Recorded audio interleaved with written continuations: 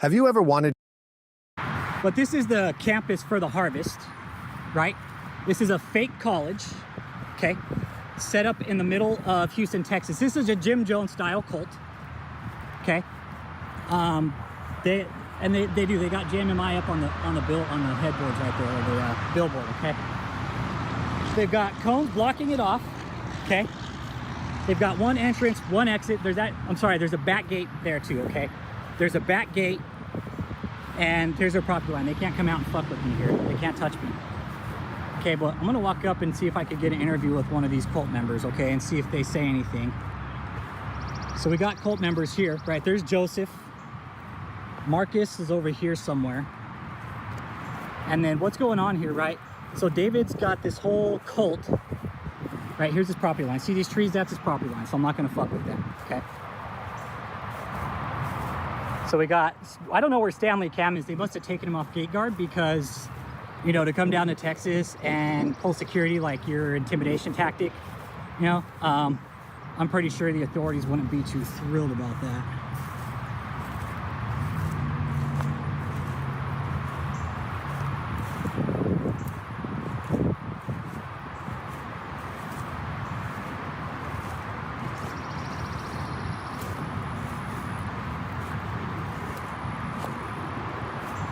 I'm curious if the Moses back 2,000 years ago, David, actually, you know, gated in his churchgoers. That's what I'm curious about. Hey, did Moses gate in the church members?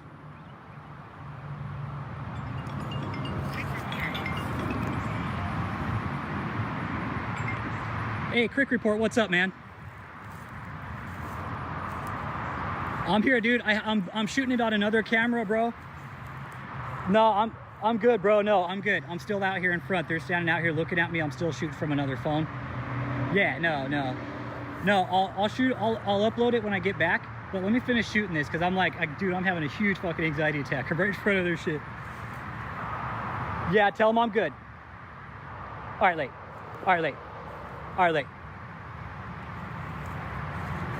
Okay. Once again, key fob to get it. Okay, nobody's getting in or out of this place without somebody fucking knowing. That's the fucked up thing about this, is everybody's here. They're not leaving, right? Unless they get fucking permission. These people are stuck here. Stuck. See this gate? See this gate right here? Nobody's getting in or out of this without one of these little gate guards here letting them by. Right?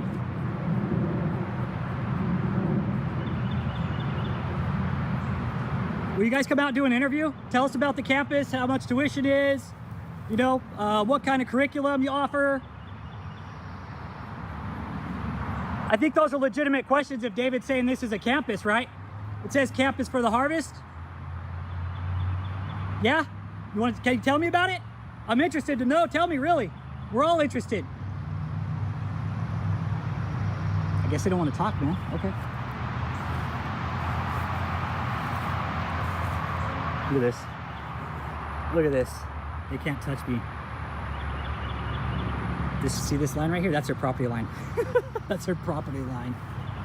And that's the gate. That's their little gate guard. Right? I'm probably sure they had Stanley take off his uniform just because, like, you know, he didn't look good in that video. Oh, they got to run the vehicle now. Wasting gas, wasting donor money. I'm gonna keep rolling here.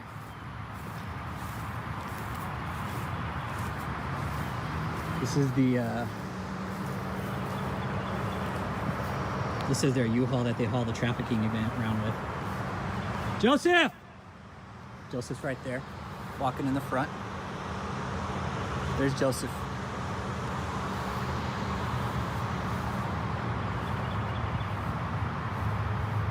Joseph, can I have an interview, boss?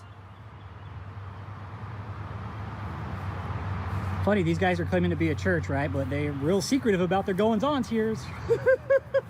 I can't believe it, man. Look, these guys are so scared of everybody. Get some license plate numbers real quick. There's license plates. This is how they're moving their event around with, too. Right? He took down his little red carpet gala. Right? Those two vans, the Sprinter vans, that's how he's moving his cult around right here, okay? Mercedes, there's one of the Bentleys right there. You got one of the Ranger, you got the Mercedes C-Class right there. And these guys are all probably sitting here shitting like, well, there's nothing we can really do about it. There's not. There's absolutely not. There's nothing they can do about this.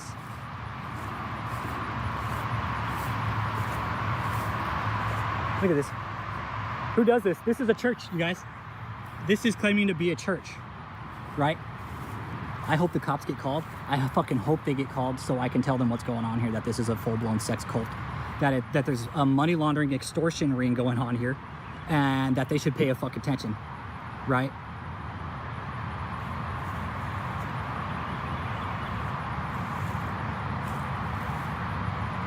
Nothing they can do, man. They can fucking piss and complain all they want about, oh, he's out there taking videos of the front of our hotel. Well, this is the fucking public. I'm sure he's probably calling the landowners of this place to try and get me trespassed. That's all right.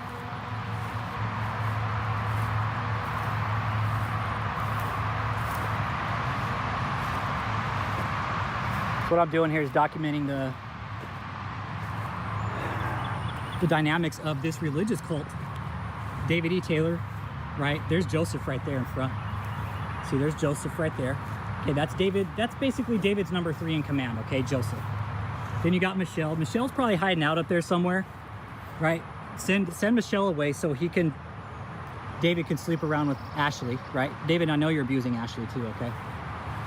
That's what you do. David is a full-blown sociopathic narcissist, right? He's a full-blown sex cult leader. Look, these people won't even come out and give an interview. If this is supposed to be a church, right? These guys are supposed to be a church, claiming to be a church, right? JMMI International Global, one soul at a time. Well, I'm one soul. What if I want to be saved, right? Campus for the harvest. Look at this. There's the key fob right there. Look, that's the only way you can get in or out of this place right there. See that? This gate, they had this installed. They had this gate installed because they didn't want anybody fucking coming in and out of this place, right? Why would they when they're running a full-blown fucking money laundering operation right inside those fucking front doors right there? Not only that, they're scamming veterans, everybody. These people are taking money from veterans, the hopeless, the helpless. David's probably taking money from all these people. These people right here are probably suffering from some form of Stockholm syndrome, right? David has pretty much abused these people so bad that they become so dependent on him that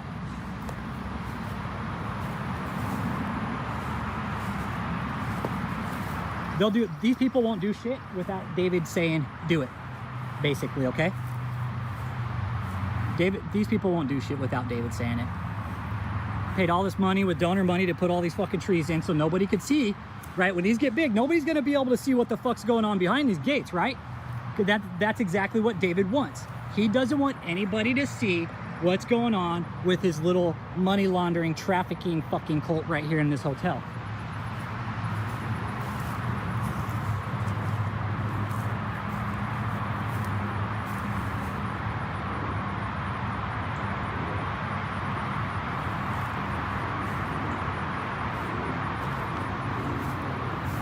Walk right up to the fucking fence.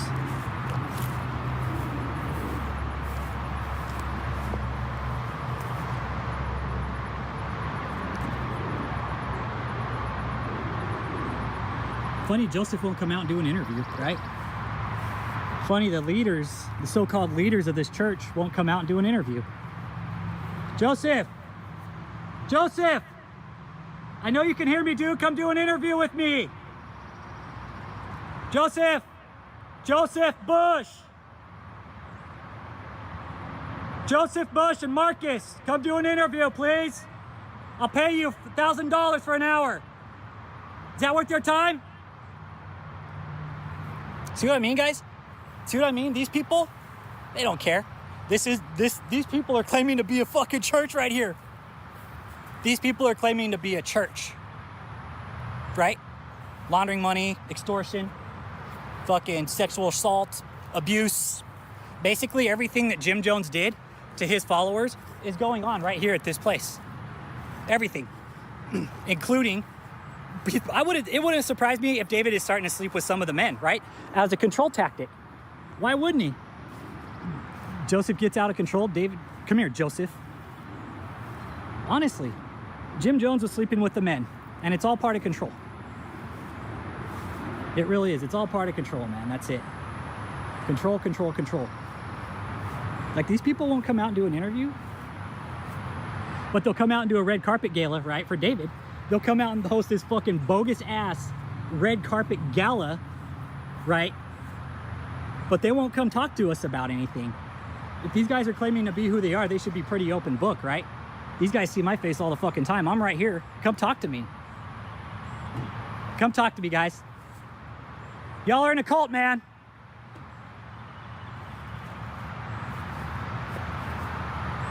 I think that's Eli right there.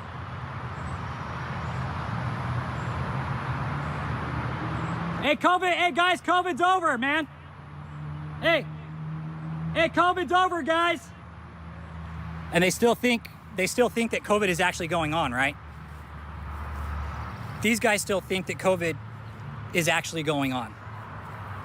And like I said, guys, this got fucking personal when they started taking money from veterans, from disabled veterans, right?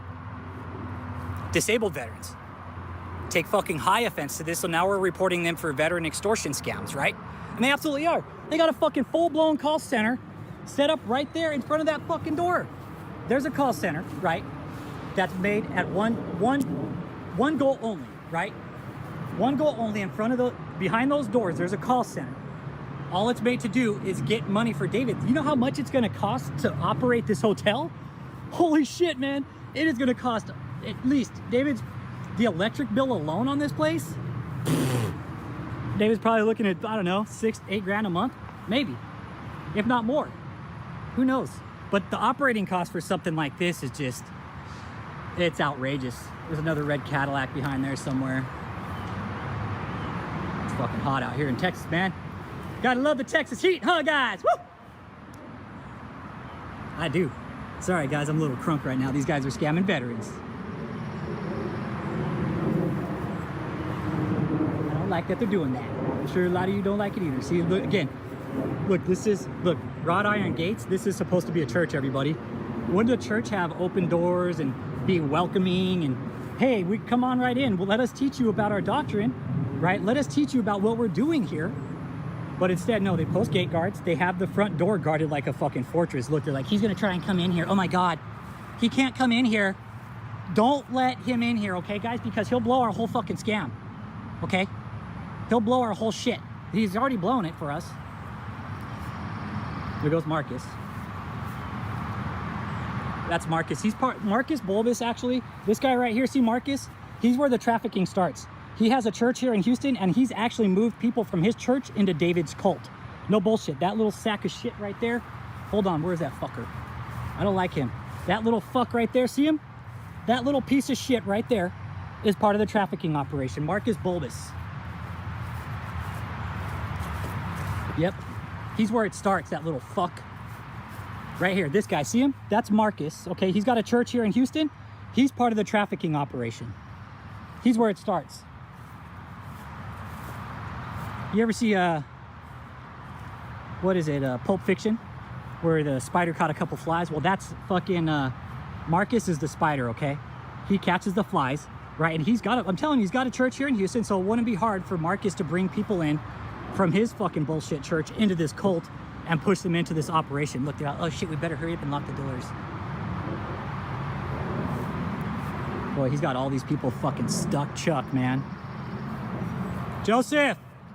They won't acknowledge me. Eli, come do an interview!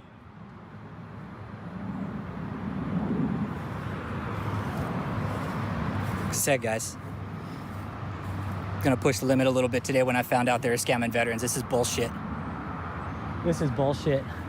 JMI a revoked exemption. They put it up on a fucking hotel in Houston. Look at that. These guys, I mean, David, I don't know who's doing your thinking for you, but you're not. JMI International Global, it's been revoked by the IRS. But hey, don't worry.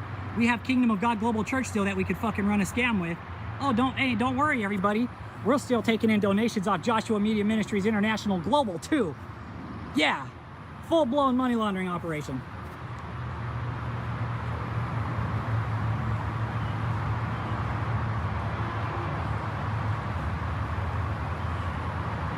This is probably the fucking closest anybody's ever got to him for a while.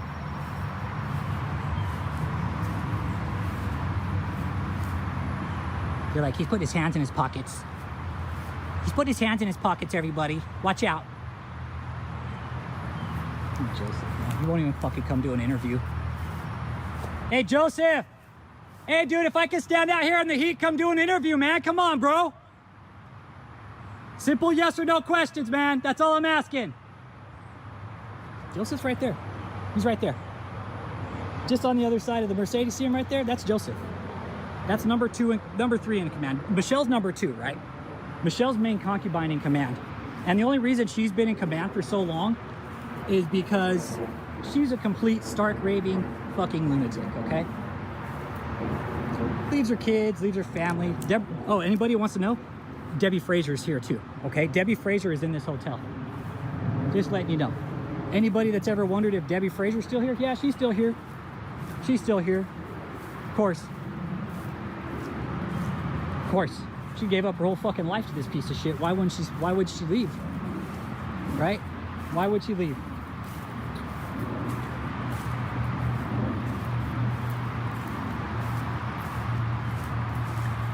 Look, you got some clean. Is that the cleaning lady? Got some cleaning lady right there.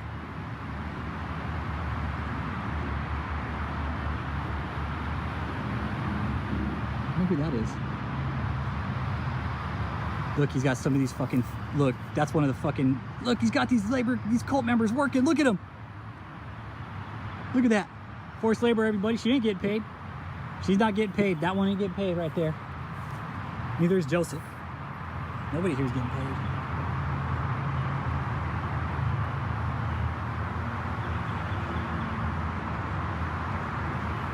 You guys, if this isn't enough to prove that this is a cult, I don't know what is, man. I really don't. I really don't know what's enough. What more does the government need to fucking come shut this piece of shit down than this right here? Look at this. Look at this right here. This is a full-blown extortion, forced labor, cult operation, money laundering, extortion scheme. And there's Marcus. Marcus! Hey, bro, I know you can hear me. Come do an interview, man. Come on. See, once again, these guys are supposed to be pastors, right? These guys are supposed to be pastors, right? But they're ultimately chess pawns for the apostle, so-called David E. Taylor, right? But he ain't no fucking apostle. Come on. David, anybody with a fucking hairline and a weight management issue like that is not an apostle, okay? You need to get your own shit together first before you come out fucking saying that you're an apostle, okay? Honestly, David. And guys, I'm sorry if it's choppy and stuff. It's just, it's hot and I'm just shooting from the hip today, okay? But look, this is how they move their scam around. Remember we talked about this U-Haul, okay? This is the U-Haul that they move their scam around with. This is it right here. Whenever they need to pack up and go, guess what? All the telephone equipment is going in this motherfucker right here.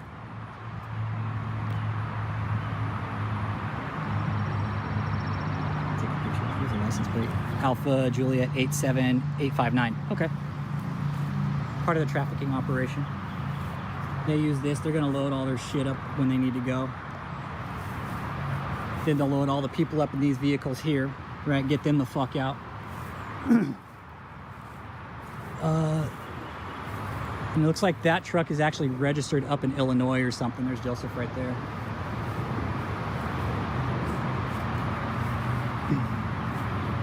Let's see if he comes out. I doubt he will.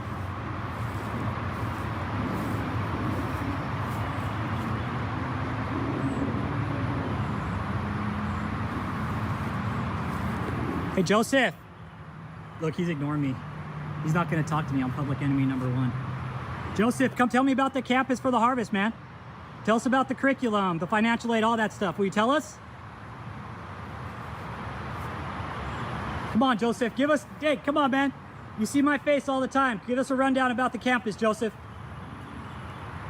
This is, you guys, this is supposed to be a Bible campus apparently, right? But when you come to talk to them, look at this. Look at this, guys. This is a Bible campus. It's locked up like a fucking prison. Look at it.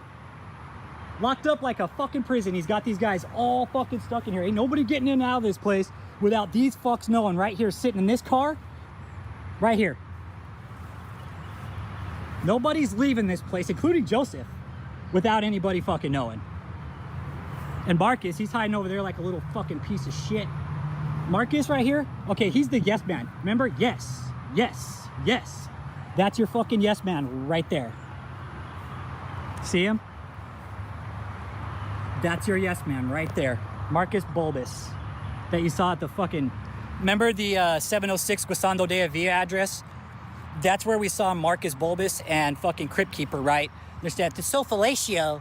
Oh, it's so fellatio. They're saying, and what they did is these guys, David said people are going to be able to go live with him at this mansion, but there's no fucking way. They cannot use that mansion for commercial use, which is most likely why they bought this hotel or are leasing it, right? They're leasing this hotel because they can't fucking house the rest of these members in any of those houses. It's not for commercial use. I'm watching my back right now too, just in case the cops roll up on me. I've expected them to call the cops. If you guys are seeing this, the earlier live stream cut off earlier, put some bad signal, so figured I'd just pull out my other camera. Look, he's got Joseph out there doing fucking damage control. There's Joseph right there. Look, see, you think Joseph likes being on camera? Let's see.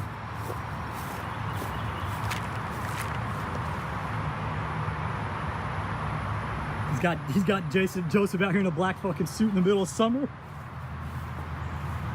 Marcus, hey, come do an interview, man. Come talk to me about the campus. I want to know. The viewers want to know about your campus, right? This is a Bible campus. Come tell us about it, please.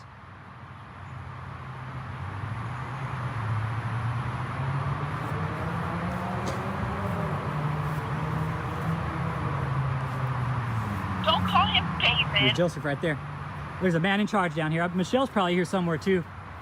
Concubine number 1 is here somewhere. Because David's got Ashley up north and Taylor, so. Oh yeah, Susan Altman. Susan Altman, David fucked you, okay? That real estate deal that you just did, Susan, okay? That real estate deal that you just did, and again, I'm just shooting around here so people know what we're looking at with this cult. I am not on their property in any fucking means. See this border? That's their property line. That is their motherfucking property line right there. That's it. And they're probably calling it, well, is he on your property? Nope, sorry, I can't do shit about it. Have a nice day. Right, and then check this out.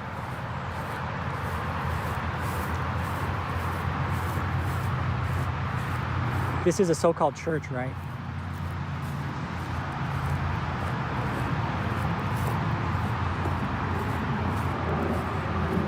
Check it.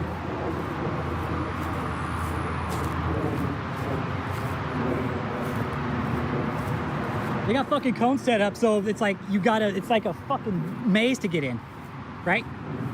They're setting this up like the fucking Taylor Embassy. Look at this. They got it set up like the fucking Taylor Embassy. Like, oh, this is the Taylor Embassy now, okay? This is the Taylor Embassy. We're writing the Taylor Testament here, everybody, okay? And nobody could come in or out except David E. Taylor, or whoever I say so. This is all David E. Taylor's testament and his church. But this isn't a church, everybody. This is 100% full-blown religious extortion cult. It's big shout out to all the cult survivors of this place too. This is for you guys. You want to see how scared these guys are? Check this out. Watch. Check it. These guys won't even come out and talk to me.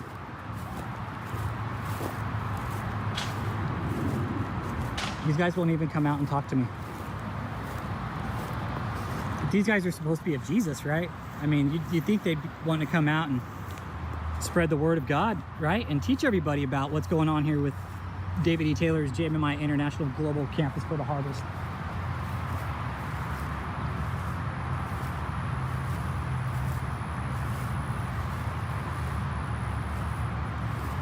I'd really like to talk to one of them. Like, they don't even got to come outside the safety of their little cult compound. I just want to interview them right here. But you know what? I wouldn't want to fucking interview me either, especially when my name's been fucking put on a fraud report by me, right? He's like, I'm calling the cops again, okay? Because he hasn't left yet. Look at this. And I have the property lines on my phone, my other phone too, so let's keep that in mind. So if the cops want to show up, I'll show them where the property line ends. And unless these guys call these property owners, and they can't do shit. Marcus! Hey, yes, man, come here, Marcus! Marcus! Marcus! Don't be scared, Marcus. You have a lot to say on the fellatio mansion. You guys give a lot of fellatio there, Marcus? A lot of fellatio, huh? Donor money fellatio. Oh, man. This has probably just got to fucking burn him. This has probably just got to burn him right now. Look, I'm right here at the fucking front gate, and there ain't shit they can do about it. See? There's their front gate right there, right? This, you guys, this is supposed to be a church campus, right? Why would they block off their fucking front gate? Why would a church, a campus, JMMI International Global, revoked by the IRS? It's funny, these guys have a lot to say on social media and shit, but when the real time comes for the real questions to be asked, look, they fucking hide. They fucking hide.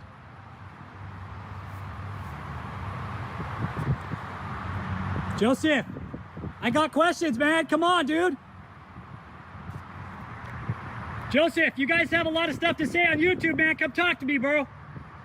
I'll ask you yes or no questions. I won't even cuss.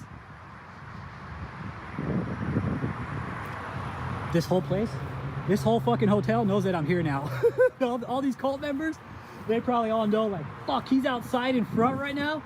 Oh, and by the way, there's kids here too. There's kids locked up inside this fucking hotel. There's kids in here. Anybody that's got kids here, let me know through the channel. I'll put you in the right, with the right people. There's traffic. This is trafficking. Human trafficking 101. This is, right? This is supposed to be a church, everybody. Supposed to be a church. But David has managed to somehow, I don't know. Marcus! Look, there's Marcus right there. Marcus, come here, man. Marcus. Marcus Aurelius. Marcus Bulbus. Is it so dynamic? It's so duo. It's so dynamic, Marcus. Yes, tell me about the dynamic duo of the JMMI International Global, one soul at a time. Campus for the Harvest, Houston, Texas.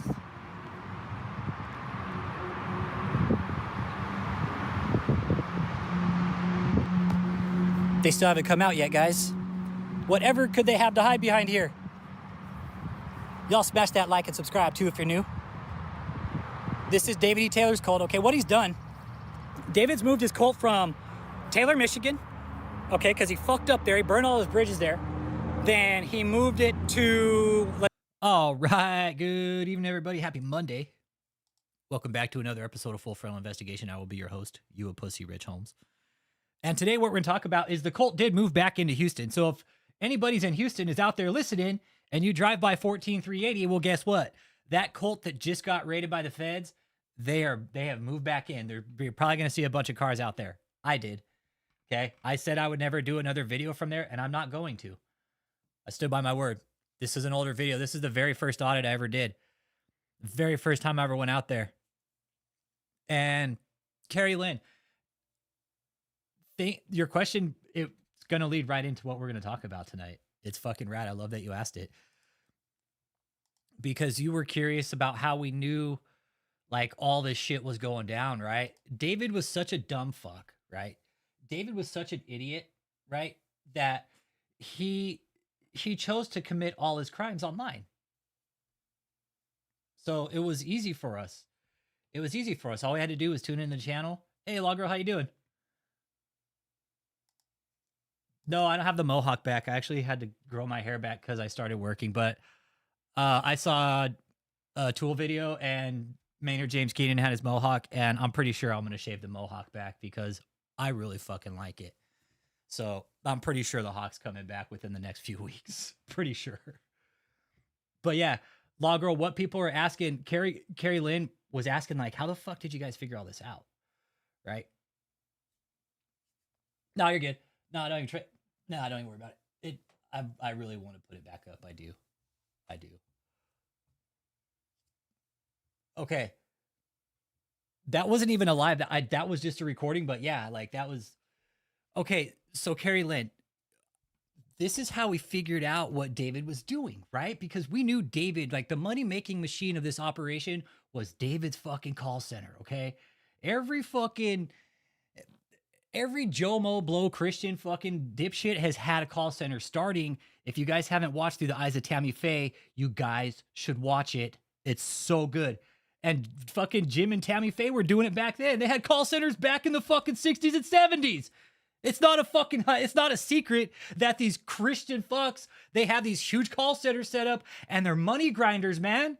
They fucking grind money from the hopeless. We've been saying.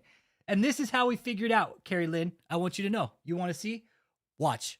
So here we have Ashley. This is kind of one of the last times we really saw her. We didn't see too many people after her too many times after this. It was very, it's like she went off stage because she said she was we said she was pregnant, and I'm pretty sure we're pretty sure she was pregnant because she put on like, she came back out, had little baby weight on her and stuff. We're like, okay, it looks like she might have been pregnant. And the women too said like, dude, she's fucking pregnant. All right, so Carrie Lynn, you ready? This is how we found out. Holy Ghost. God is doing great things. Now let's go to Texas. Let's see what's going on in Texas. Tell me what's going on in Texas. That's why we're here at Carrie. And Houston, pay attention. They moved back into this location, okay? So far in the poll, what do we got? Let's take a peek here. Let's see here. I don't want to end the poll. Hey, thanks for the seed, Cat Mom. Where's Marley at? I don't want to scare Marley, so. There's the seed bell. Texas, Joseph. Yes, sir. Apostle, we are here live at the Campus for the Harvest, right outside the main entrance. And it's so good to see you tonight, Apostle. How we found out. We are getting calls in right now. The call center's popping.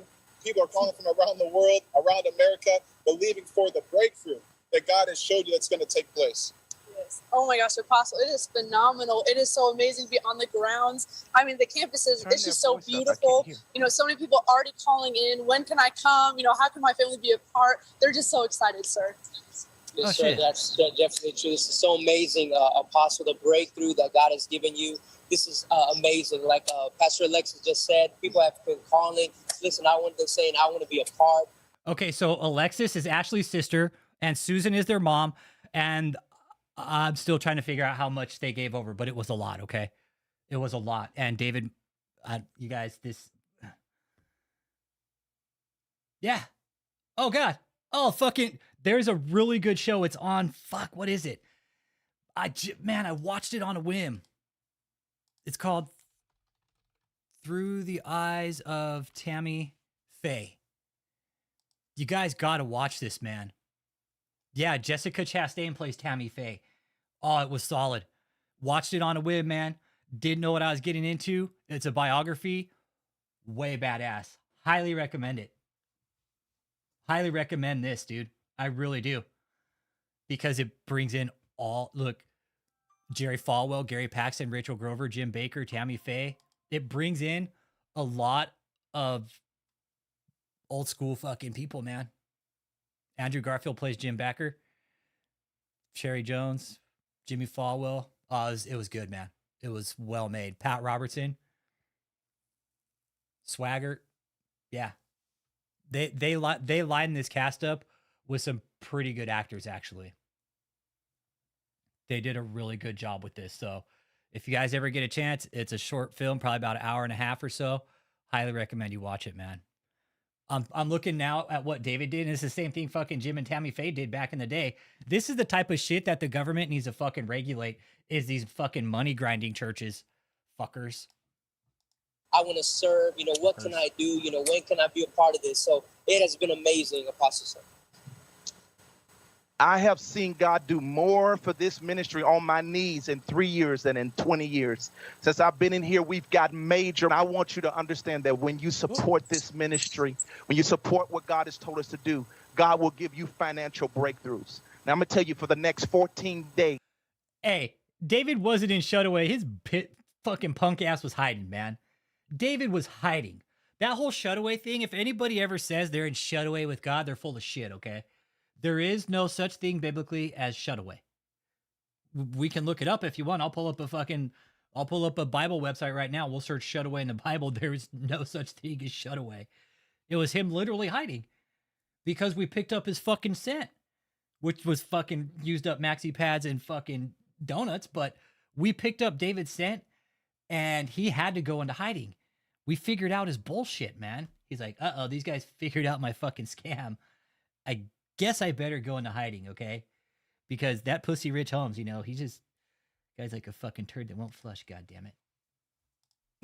Miracles of finances, miracles of money is going to hit you. Miracles of healing, miracles of deliverance, miracles of marvels. You understand? Miracles of just phenomenal miracles, notable miracles, infallible miracles. Roshiki ba kokai.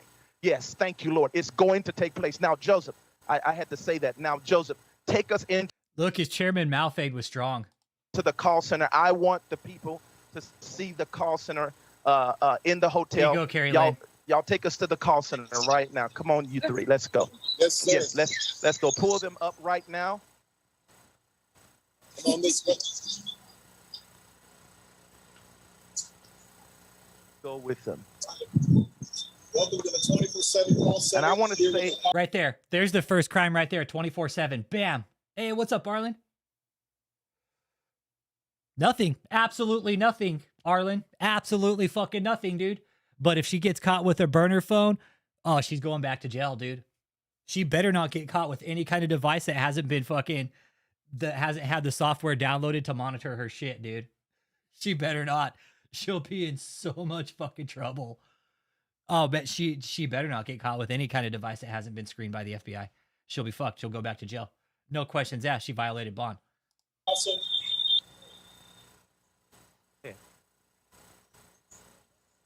okay, so the first thing he said, 24/7. In America, it's against the law to make outbound calls past certain hours, and they have.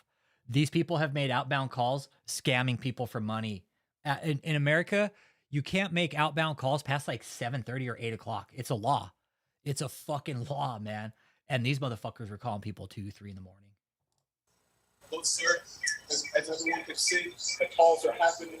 The calls are coming in right now. People are getting prayer for healing, prayer for deliverance. This is pretty much the entire cult in Houston when they first set up down there, okay? I see Jenny Janiak right there in the front. I'll name some other faces as we go through. Some people I don't know, but Joseph, you have Ash, Alexis, and then that other guy. I don't think he's there anymore. I think he bailed the fuck out. Breakthrough, dream interpreters. People are calling in right now. Every phone is actually being called on right now. The call is that if you don't reach someone right away, keep calling in. There's plenty of ministers standing by. Come on, Tony. Fix this. Come on, Tony. So show us the call center. Come on, give us a better picture of this. Come on. Tony. Review. Come on, let's go around. Go around. Come on. I want the people to see this. This is what happens. Everyone is on the call center. People are calling in already, apostles from around What is going on? Why they can't hear me? Getting their prayer requests in, getting their pictures of their family in. And I just cannot wait because, like you said, This for real is a playbook right out of Jim and Tammy Faye shit. Like when I watched that Jim and Tammy Faye, I was like, I wonder where they get all this shit. You might have to try refreshing, Patrick. Sometimes you have to refresh. the people's faith is on fire. They're excited. They're believing God for a quick work, like you said. Can they hear me? Turnarounds. They're believing God right now. So far they are. We'll look at that. Can y'all hear me? They know that it's a now moment. It's a now time for the breakthrough to happen. Yes, sir. Can y'all hear me? Joseph, can y'all hear me on your end? That could be on David's end too, man. Like the recording this day was real shitty. So if you're having issues with audio, refresh. Sometimes that helps. I don't know why, but everything looks good over here, man. Can y'all hear me? Tony, what is going on? Can all of you hear me on Zoom? Wave your hands if you can hear me. Okay, you all can hear me. But why can't Joseph and them hear me? Can they hear me? Can the group in Texas hear me? I need to know. We can hear you now, sir. Okay, Tony, you need to get this straight. Okay, I want the cameraman to get a better picture of the call center. Come on, he's not getting a good picture. I need him to get a good picture and move around. I want you to see this. There's Jenny right Saints, there in I the want front. all of you to see this. This is what goes on. Jenny Janiak. 24 hours a day. I think that there's Michelle's son, I And think, right it's there. 24 hours a day, all day. Pretty sure when that's we are Michelle's ministering son. to people all over the world through phones, everywhere, all day long. How many of you remember getting a call from us? Wave your hands, and you getting blessed over the phone. I've trained these students and these missionaries and these men and women of God. Some of them are prophets, apostles, pastors, teachers. They're being used by God powerfully over the phone. People are getting up out of wheelchairs, off. So Carrie Lynn, this is how we figured out what the operation was again. We knew it was a call center, but to move it around like this is what brings in the forced labor operation, right? You start moving it across fucking state lines because you're getting found out. You're committing crimes clearly, right? They didn't want anybody in here. This was supposed to be a church. Why wouldn't they let anybody in? This was a money grinding machine. That's it. This was all designed to make money. Crutches and canes. Just so many miracles are Nothing happening more, over the nothing less. phone. Money. I think we ought to give God a shout of praise for that. Hallelujah. Glory to God.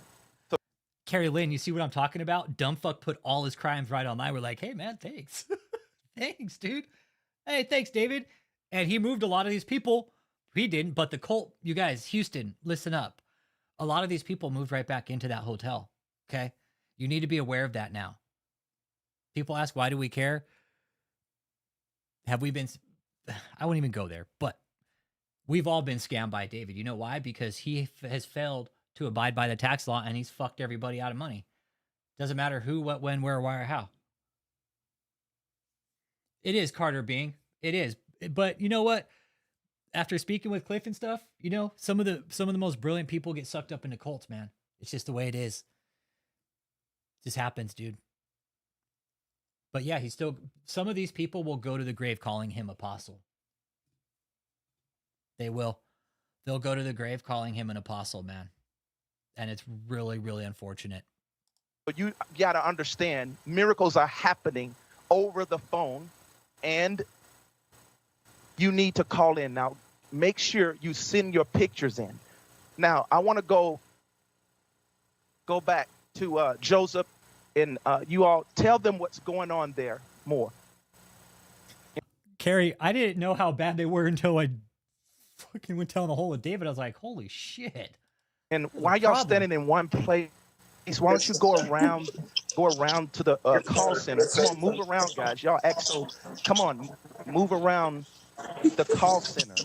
Move around the camera to the call center. Come on, camera Put the camera on the lobster. person. So we're so excited.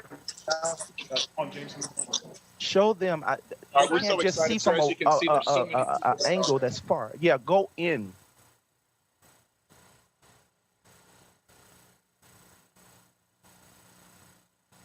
We need to get this sound right. And what God is doing for No, they already are saying he's persecuted, bro. They already are saying that he's persecuted. Oh, he's being persecuted. I didn't know fucking God was in the business of laundering money. his people. As you can see, sir, this is just the first wave of students that have come in. We know that there are hundreds and thousands waiting to come to be a part of this call center, be a part of not just the prayer center, but the massive training campus for the harvest that are coming in to receive the prayer requests of the people. And The misspelled ice sculpture was the best. Yeah. That was the best, right, Robster? The fucking misspelled ice sculpture, right? That shit was fucking funny. The misspelled ice sculpture. He's all, I don't care because, hey, donors paid for it anyways. Who gives a fuck? Yeah, no, for sure. And Carrie Lynn, that I think God has a sixth sense of humor sometimes. If he chose me, then he's got a real sixth sense of fucking humor. But yeah, the misspelled ice sculpture. Probably. It was so sweet. What IBLU they had it. Calls are coming in, so it's amazing. Okay. It's horrible. Camera person, move around the whole place, all the way around. Come on. You lose so much. Move around the whole place. Don't just stand in one place. Show them what's going on. Come on. Carrie, I think why I can do this so simply is because I haven't been force-fed religion. I was left to figure it out on my own, and I just see through some of these people as fucking scammers. Like, I was raised in a religious background. My parents, okay, my background real quick in a short story. Mom and dad divorced, so I come from a divorced family. My mom remarried, has been with the same man since. And fuck, I don't even know where I was going with this, but it no, man. I was never forced to go to church. It was left up to me to figure it out. We had friends that went to church. Brain farted there for a second. My parents never said you have to go to church. Our friends would invite us. It was good to socialize and be in that environment. But ultimately, our spirituality was left to us to figure out on our own. And I feel like each part of my family that I spent time with, because again, I come from a split family. Parents divorced and my mom and stepdad have been married ever since. So my stepdad had a religious background with his mom. His mom was very, very conservative with religion. She loved God. She loved God. My grandma. Both my grandmas did. My grandma was devout Catholic. My other grandma was Seventh Day, I think. I can't remember. Right? My dad, he was more spiritual. He showed us like the more spiritual side of religion, not so much the God side. So in that sense, if God is who he is, man, I think we should all fucking have our own relationship with him. It's that simple. We shouldn't be going to some fucking Chairman Mao looking fucking piece of shit fucking preacher to get to God. No, fuck that. Have your own relationship with him. Fuck. Take the man out of the middle, man. Christ. That's what God wants. He doesn't want us to have to fucking look to some man for his word. We have the fucking Bible. It's that easy. It's that easy, you guys. We shouldn't be looking to men for fucking spirituality, man. Fuck that. Open the Bible up. Go to church or something. I don't know, but I was never force-fed religion. So I think, Carrie Lynn, I have that advantage in this. Nobody said ever, fucking here, Rich, eat this. No. Fuck that. I saw a lot of the world. I saw a lot of different religions. I saw what mankind is like, being in the military, traveling and seeing different cultures. You know, it really wakes you the fuck up that there's more than just this. There is more than just this in the world than some fucking piece of shit named David Taylor. If you're going to have a relationship with God, have your own relationship with God, man. That's it. So I want you all to see, like, there is room for more students and missionaries to come here from all around the world. And this is one of the ways that we minister to people, especially during COVID. There's Cliff's wife. Look, home. You want to see? We were able to minister. Right there, bam. You guys want to know? Cliff's ex-wife, that's how he knew about where she was. That's Cliff's ex-wife right there, man. He knew. To people over the phones. You see, we were able to minister to everyone Katie over Gina. the phones. And that's Angel and Jones really right there. Take prayer requests. There's and Marcus, see that miracles piece of happen. shit For bulbous. 2.5 to 3 years while COVID was raging, we saw miracles take place. Not sure who those and are. I want you to understand, we are dedicated. I have a 24-hour prayer line dedicated just for you to see miracles in your life. Hallelujah. Look, these people are all just on the phone fucking scamming. Dinsey from Ohio. What up, what up? Talking about how the Colts moved back into Houston, and they have. If anybody's living in Houston and you've driven by 14380 North Freeway in Houston and you've seen a bunch of cars there in that hotel, yeah, there's people living there again.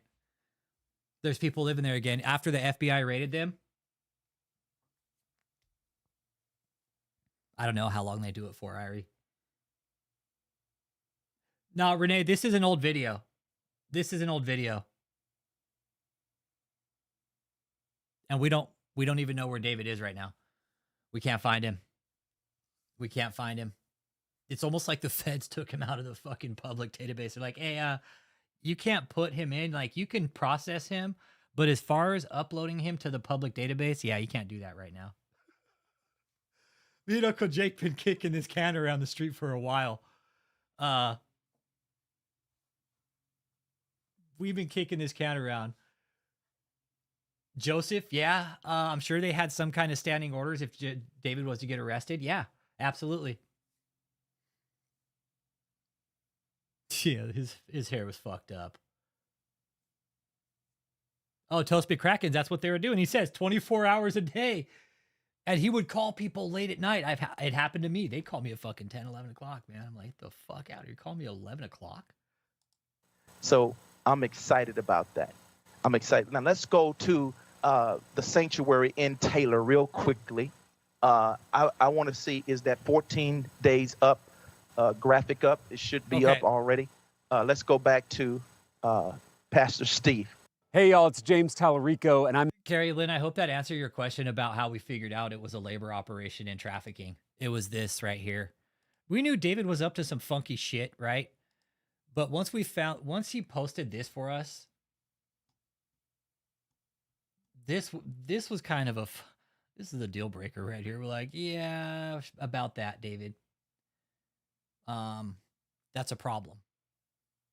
Because this shows what a fucking scam looks like.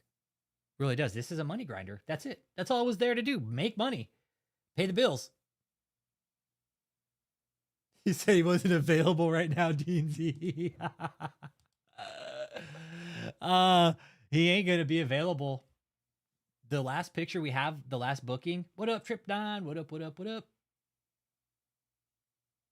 I know, Luca, he should have just started his own debt collection agency. Yeah. I checked 37 states and the feds today. Nothing. Yeah, there's nothing on David, you guys. They hit him like a golden egg, man. Dude, the prison system isn't kind of people like him. It's not. The prison system isn't going to be kind of David E. Taylor.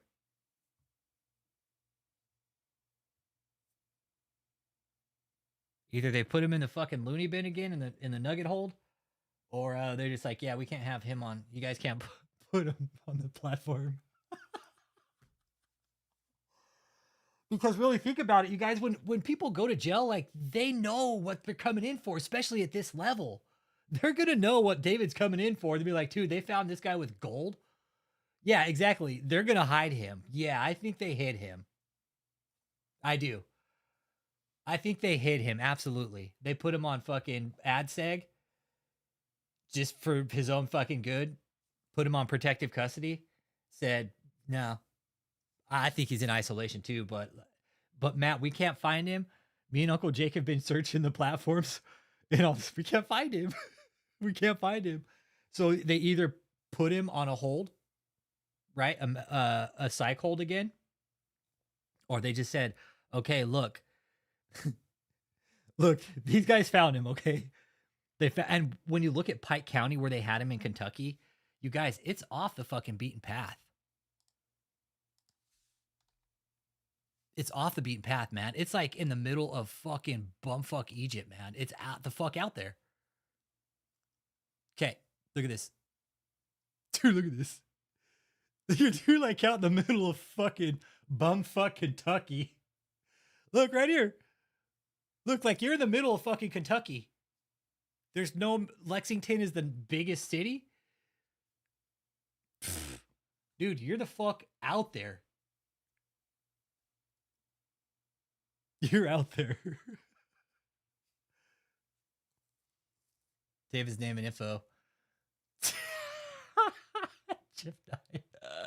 They'd be like, hey, the website got shut down because his fucking Jerry curl oil clogged up the fucking server, okay? They think they call it in his jacket, meaning. Yeah, that's kind of, yeah, like, yeah. People know. Yeah, prisoners know, man. It's like a fucking another knitting circle. Like, look where he's at. Like, dude, he's in the fucking woods. Millard, look, some fucking podunk town still what? Like, David ain't walking that far. Man, look how secluded he was. Oh, he's lucky he's not in Texas. Yeah.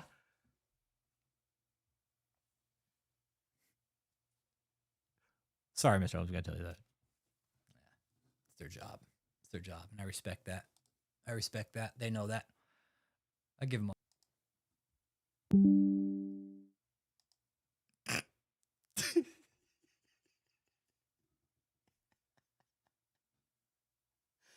I'm just thinking, because at the end of the day, the feds are people too.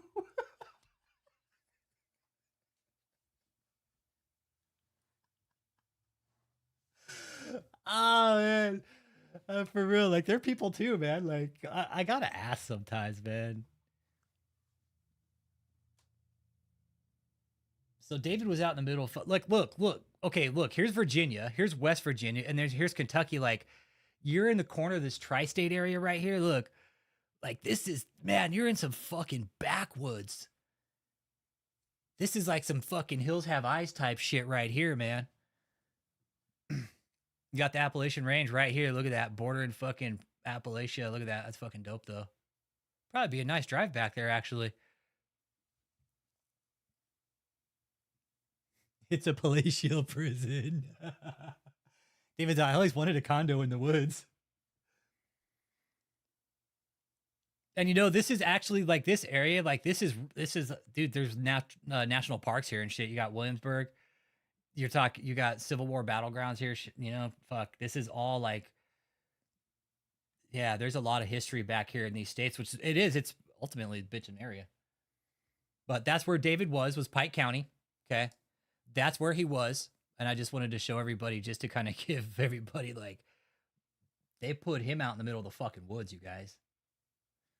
They put him in the middle of the fucking woods. They didn't want anybody finding him.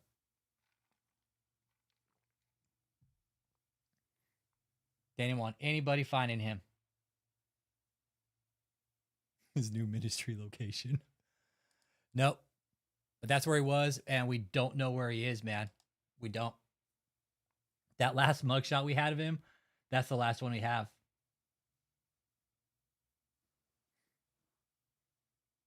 No, Choo, they ain't letting David out. There's no way. His location will pop up eventually, but again, like, a lot of you guys I talk with offline during the day, a lot is Uncle Jake. David will pop up eventually, but here's the thing. His lawyer hasn't even filed anything yet, which is also highly suspect, right? You figured his lawyer would have filed something, but the lawyer's like, yeah, I can't win this case for you, but I'll still do it. You're going to lose. You're still going to pay me. But whoever took David's case, it would have been a fool's bet, basically. It would have been a fool's bet. The lawyer's, he's off shit. I'm going to get Nellie's lawyer to take the case. Not a problem. Nellie's lawyer, get me right out of this. No, anytime, any place. Yeah, David, you're looking at some pretty serious charges, man. Yeah, no. Yeah, werewolves prefer prey that doesn't smell like shit. I just picture the inmates scrubbing David down like from Super Troopers, where they had Farva in the shower and they were scrubbing him down with powdered sugar and the scrub brushes. But instead, it's actually going to be like delousing powder. And go full Shawshank on David. But yeah, this was the money laundering operation right here. This is what gave it away. This is what gave it away all right here, man. When you move, this isn't what church does. This is way, way out of the ordinary. Like, who knows a church leader to fucking pack people up and move into a hotel in Houston and set up a call center like this and call it church?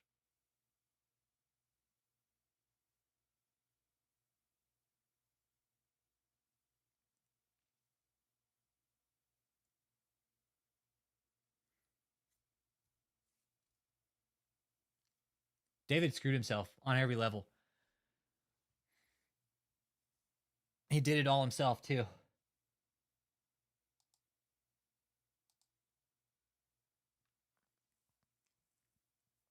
He thought social media would help him, but it was his own demise in the end. The death threats, putting everything out like this, letting people know what he was doing. This is like this. Look at all these laptops. They're going to want to know about all these laptops. I'm sure the Fed's got a hold of these.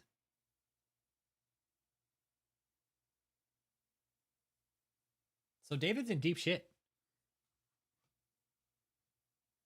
I don't think we're going to find out where he is for a while, but he will pop up on the radar eventually, guys. He's going to have to. The only thing that would keep him hidden, besides the Fed saying you can't put it on public platform, is the hospital again, which is a very high possibility. No, you guys, even the human trafficking experts, Luca, the experts were like, this is equal to a Myanmar call center. And we did. It was a forced labor operation. Nobody was getting paid here. Nobody was getting paid here, you guys. It was all to pay David's way. By all those mansions. He had all these people locked up in Houston. He promised people. I know for a fact that he promised people they would be able to go live in those mansions. And guess what? Nobody's living in those mansions now.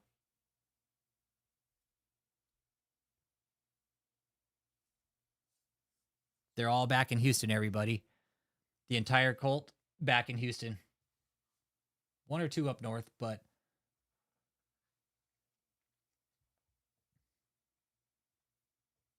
this is, I don't know if the call center's set up like this, but I know all the phones got taken, all the electronics, so I don't know how they're honestly making money anymore. Don't call him David. Don't call him David. Don't call him David. David.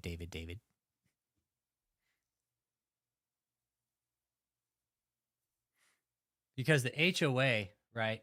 Let's talk about the Avila HOA now. Let's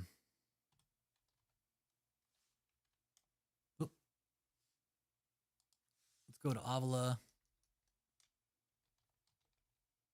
Okay. So Avila Property Association. Let's put them on the map here. Okay, so Avila Property Association is what David was under, okay? We called these people.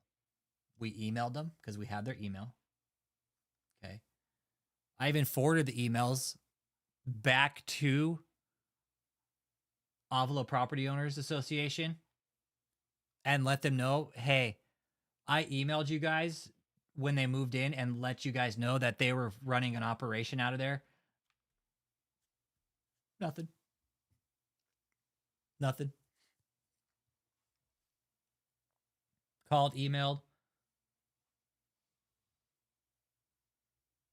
Somebody's ass is grass in this one.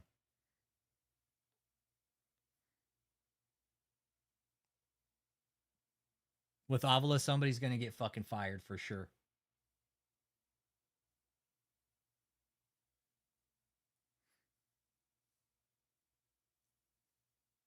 There's a phone number right there. Bam. There's Avila phone number right there. There's the email.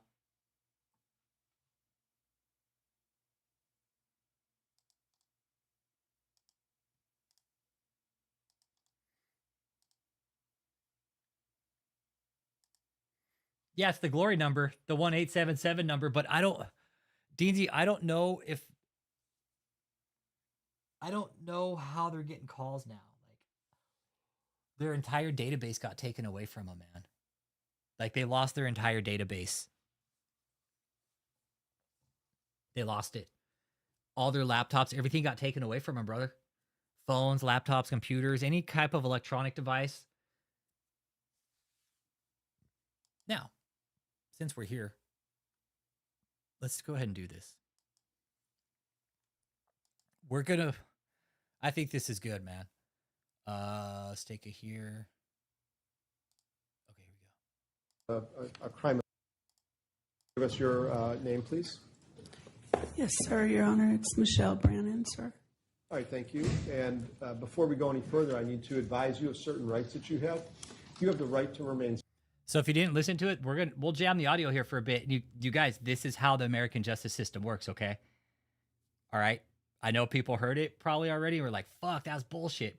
But imagine Michelle sitting there while other people decide her fate, and she can't do a fucking thing except sit there and just shut her fucking mouth.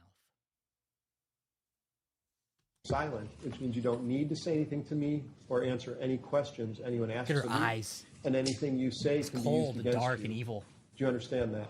Yes, sir, Your Honor. All right. You also have the right to the assistance of an attorney at all critical stages of your case, including anytime you're in court and anytime authorities question you. Do you understand that? Yes, sir, Your Honor.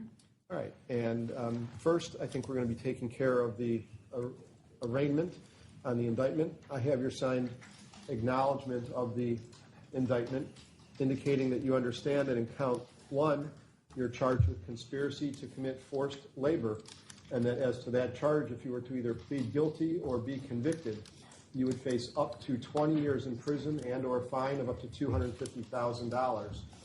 Next, in each counts 2 through 7, you're charged with... So if you don't know what's going on here, they're just reading out the charges. The judge is saying, okay, these are what the allegations are right now, okay? And this is what you're looking at. With forced labor. And as well, not necessarily, Dan. The prosecution, that's something I want to get across here real quick. The prosecution, they're not going to lay out their cards in a fucking bond hearing, brother. There's no way. There's no way the prosecution is going to lay out their whole hand on a bond hearing. They're going to be like, no, let her go. It's all right. Don't worry about it. She's going to fuck up anyways. each and every one of those charges, if you were to either plead guilty or be convicted, you would face up to 20 years in prison and or a fine of up to $250,000. And then lastly, in count 10, you're charged with conspiracy to commit money laundering. And as to that charge, if you were to either plead guilty or be convicted, you'd face up to 20 years in prison and or a fine of up to $500,000 or twice the value of the properties involved in the money laundering transactions. Also, if you were to be convicted of more than one count, you could face consecutive sentences, which means one sentence on top of another instead of them running at the same time. Do you understand all of those charges and the potential penalties, ma'am? Yes, sir, Your Honor. All right, thank you. And Ms. Rogers, your client waives formal reading of the indictment? Yes, sir. We enter a plea of not guilty.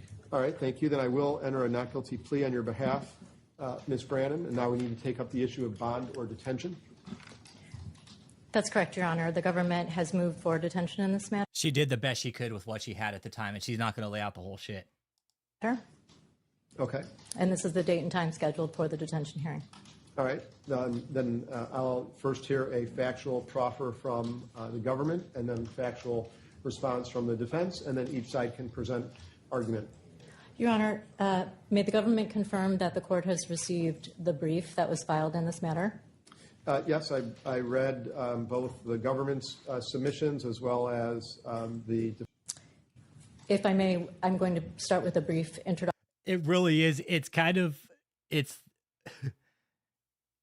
I don't know if to say invigorating is the word, but it's a rush to listen to, Dan. It is. It's like fucking shooting craps and you don't know how to play. It really is.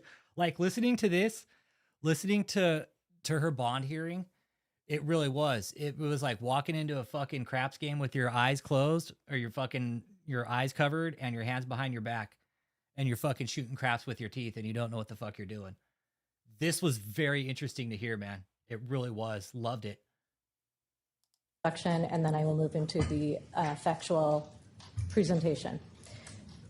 As this court is aware, Congress requires that a presumption of detention be applied to the defendant who was charged with forced labor. As the Sixth Circuit stated in United States v. Stone, the presumption reflects Congress's substantive judgment that particular classes of offenders should ordinarily be detained prior to trial. The statutory presumption helps victims of forced labor recover safely and securely from their physical and emotional harm and from their trauma.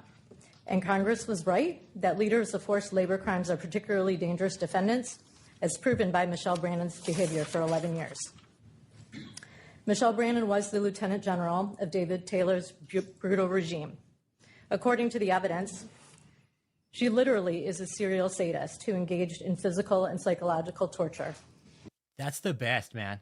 Serial sadist. And she is. She is. To do that, to do what Michelle did, she aged 20 years in 10, man. Stress will do that to you. Stress will do that to you. She does. Like Trip 9 said, she looks emotionless and cold. Expressionless, cold. She is. She's just a hollow fucking shell, man. Michelle knows what she did wrong. But this is like a part of her DNA now, man. Like, she's this old, and no, David's not released, not we know of. Behind the locked doors of call centers in Michigan, Missouri, Florida, and Texas, Brandon was the enforcer of every order and every punishment. Forced unpaid labor, denial of sleep, denial of food, denial of medical care, physical assaults, and threats of violence. For 11 years across 4 states around the country, she terrorized victims of JMMI and KOGGC. Victims who have escaped her and David Taylor, defendant number 1, have described their fear of her and the trauma she has caused them. As evidenced by just a sampling of her orders to her victims, such a depraved and dangerous defendant should not be released into the community. For example, at 5:31 a.m., Michelle Brandon sent a text message to several members of KOGGC, specifically the media team, including victim number 3 in the indictment, stating, "Media team, no going to sleep until the Mosaic video is done!" Exclamation point. On another day, 7:10 a.m. in the morning, Brandon, unhappy with the manner in which a worker was soliciting donations, sent a text stating, "Did you rebuke him for this? He needs to be raked over the coals for this. He can die for this!" Exclamation point, exclamation point. On another day at 11:46 p.m., Brandon texted a group including victim number 2 in the indictment. From Apostle, meaning David Taylor, warning, tent and garage judgment starting tonight for 7 days. No, Johnny Fonjo, it says, oh wait, yeah, I need to change that title, you're right. If after 7 to 14 days there's no change, it's the public shelter for one solid month. Thanks for calling that out, man. I appreciate it. At 4:57 p.m. on another day, which should be the close of business for an ordinary, normal work environment, Brandon texted a group including victim number 2 in the indictment. Warning from Apostle, again, David Taylor. Top 6, your low numbers each day. It has to stop now, in all caps. You will be punished constantly until you obey and train your heart and mind to obey the training. Thanks, man. Brandon's Appreciate leadership that. is also documented in recorded staff meetings. For example, in March and May of 2023, Brandon said, we have to tell them to turn in their stats every hour and get on them. You know what? No, that's something I found out about the news. They only bite on stories that are like big, and I'm talking to people who have journalist friends, and it's not what it used to be, man. Journalism is not what it used to be anymore, brother. It's a complete shit. It's a complete shit show, man. So, yeah, journalism is bullshit now. Give them consequences. You notice how a lot of people say alleged and shit right like that? Like, newscasters are so fucking scared to say the fucking truth. Like, this is a cult. They are alleged of human trafficking, but no, the fucking indictment's open. All the things are there. I'm not fucking scared to say, oh, we're scared of lawsuits. Get the fuck out of here. Meals. Scared of being sued. Yesterday. What, for putting out the fucking truth? Hey, these guys tried to sue me for the shit they're getting fucking put in jail for right now, so. I was so irritated seeing, and we had to take food away or give them bland food for, just seeing some of them raising 200 and then 400 over the course of 6 hours. And these are people who know how to raise money. And again, in another staff meeting, she's recorded saying, what makes me so... You're right, Daniela, the fucking, dude, PBS from back in the 80s and 90s, that was solid journalism, dude. Those guys did their work. So angry is for people to be dishonorable to you, speaking to David Taylor. For example, she's heard saying, She gives the name of a worker who the government will not identify in a public forum. The worker in the middle, while you began the meeting, referring to Apostle, when you started the meeting, he or she went into the weight room and fell asleep. He was awake when you first started the meeting. How he got by non-executive and all of the staff, he went into the weight room and fell asleep during your meeting. These are the type of stuff that's going to kill people. Why did he fall asleep? Because he was sleep deprived. Or she. Why did she fall asleep? Because she was sleep deprived. Again, the government is not identifying who Michelle Brannon was referring to. As the sampling of text and recordings demonstrate, Brannon was the lead enforcer of JMMI and KOGGC, not the mere victim of David Taylor. Brannon was particularly known for a traumatic punishment called rebuking, which she references in the text message that the government recited to the court. Rebuking occurred when any of Brannon's workers failed to meet a monetary quota, disobeyed Taylor or Brannon, or violated any rule. Everything they're saying is true. Imposed by Taylor or Brannon. Oh, Papa Shango, she looks like, dude, it is like, she just looks evil, bro. Right? She just looks evil. She does. She looks straight up evil, bro. She looks straight up evil, my guy. Like when you look at her, dude, she just looks like she just looks miserable, bro. She looks miserable, dude. That's the only thing I could say about her is when you look at her, she looks flat out just fucking miserable and just evil, bro. Just an empty, just a hollow fucking soul. During a rebuking, Brannon or someone ordered by her got inches from the face of a worker, screamed at them, and called them names like stupid, dumb, wicked, Nigga, and Lucifer. Many times, victims were forced to kneel and repent to Taylor and to God. Rebukings could last a few minutes to a few hours, depending on the situation. Many were done in public in front of other laborers as a form of public humiliation. Again, in the presence of Michelle Brannon or someone ordered by her. In addition to being the lead enforcer, she was the financial leader. Notice Michelle had somebody else do it. The criminal activity. She was given this position of trust by Taylor in part because she was the best at manipulating callers into giving donations. She was so good, she was called the top closer. And she was so good I know one thing she couldn't keep closed. at manipulation that she trained her victims to extract donations from callers. In addition to being a manipulator, she is a liar, even to court officers, as the government detailed in the brief. She lied to pretrial services in Tampa when she was arrested. Yes, she did. She was and she also lied to the judge on this case, too. Arrested with approximately 57 workers in the mansion in Tampa. When she was interviewed, she said she lived with her son and 6 coworkers. That is a blatant lie. She also lied to pretrial services when she stated 2 of the workers were living with her in Tampa were her employers. That is not true. She is the employer. David Taylor being defendant number 1 employer, Michelle Brannon being defendant number 2 employer. Because she's been leading JMMI and KOGGC with Taylor for so long, she is unable to live a life devoid of KOGGC work and workers. As a best-selling author and expert in leadership wrote, life is work and work is life. They are inextricably intertwined when you are a leader like Michelle Brannon. This is why there is no appropriate bond address or bond conditions for her. Releasing her on bond with the condition that she has no contact with witnesses or victims is literally impossible for her to comply with, Your Honor. She will continue the only life she knows, which as a KOGGC worker manipulated by Taylor and Brannon said during a Sunday broadcast recently, quote, "We're in a war. We're in a war and it's time for you to decide if you're a warrior or not." That's going to come out later, Uncle Jake.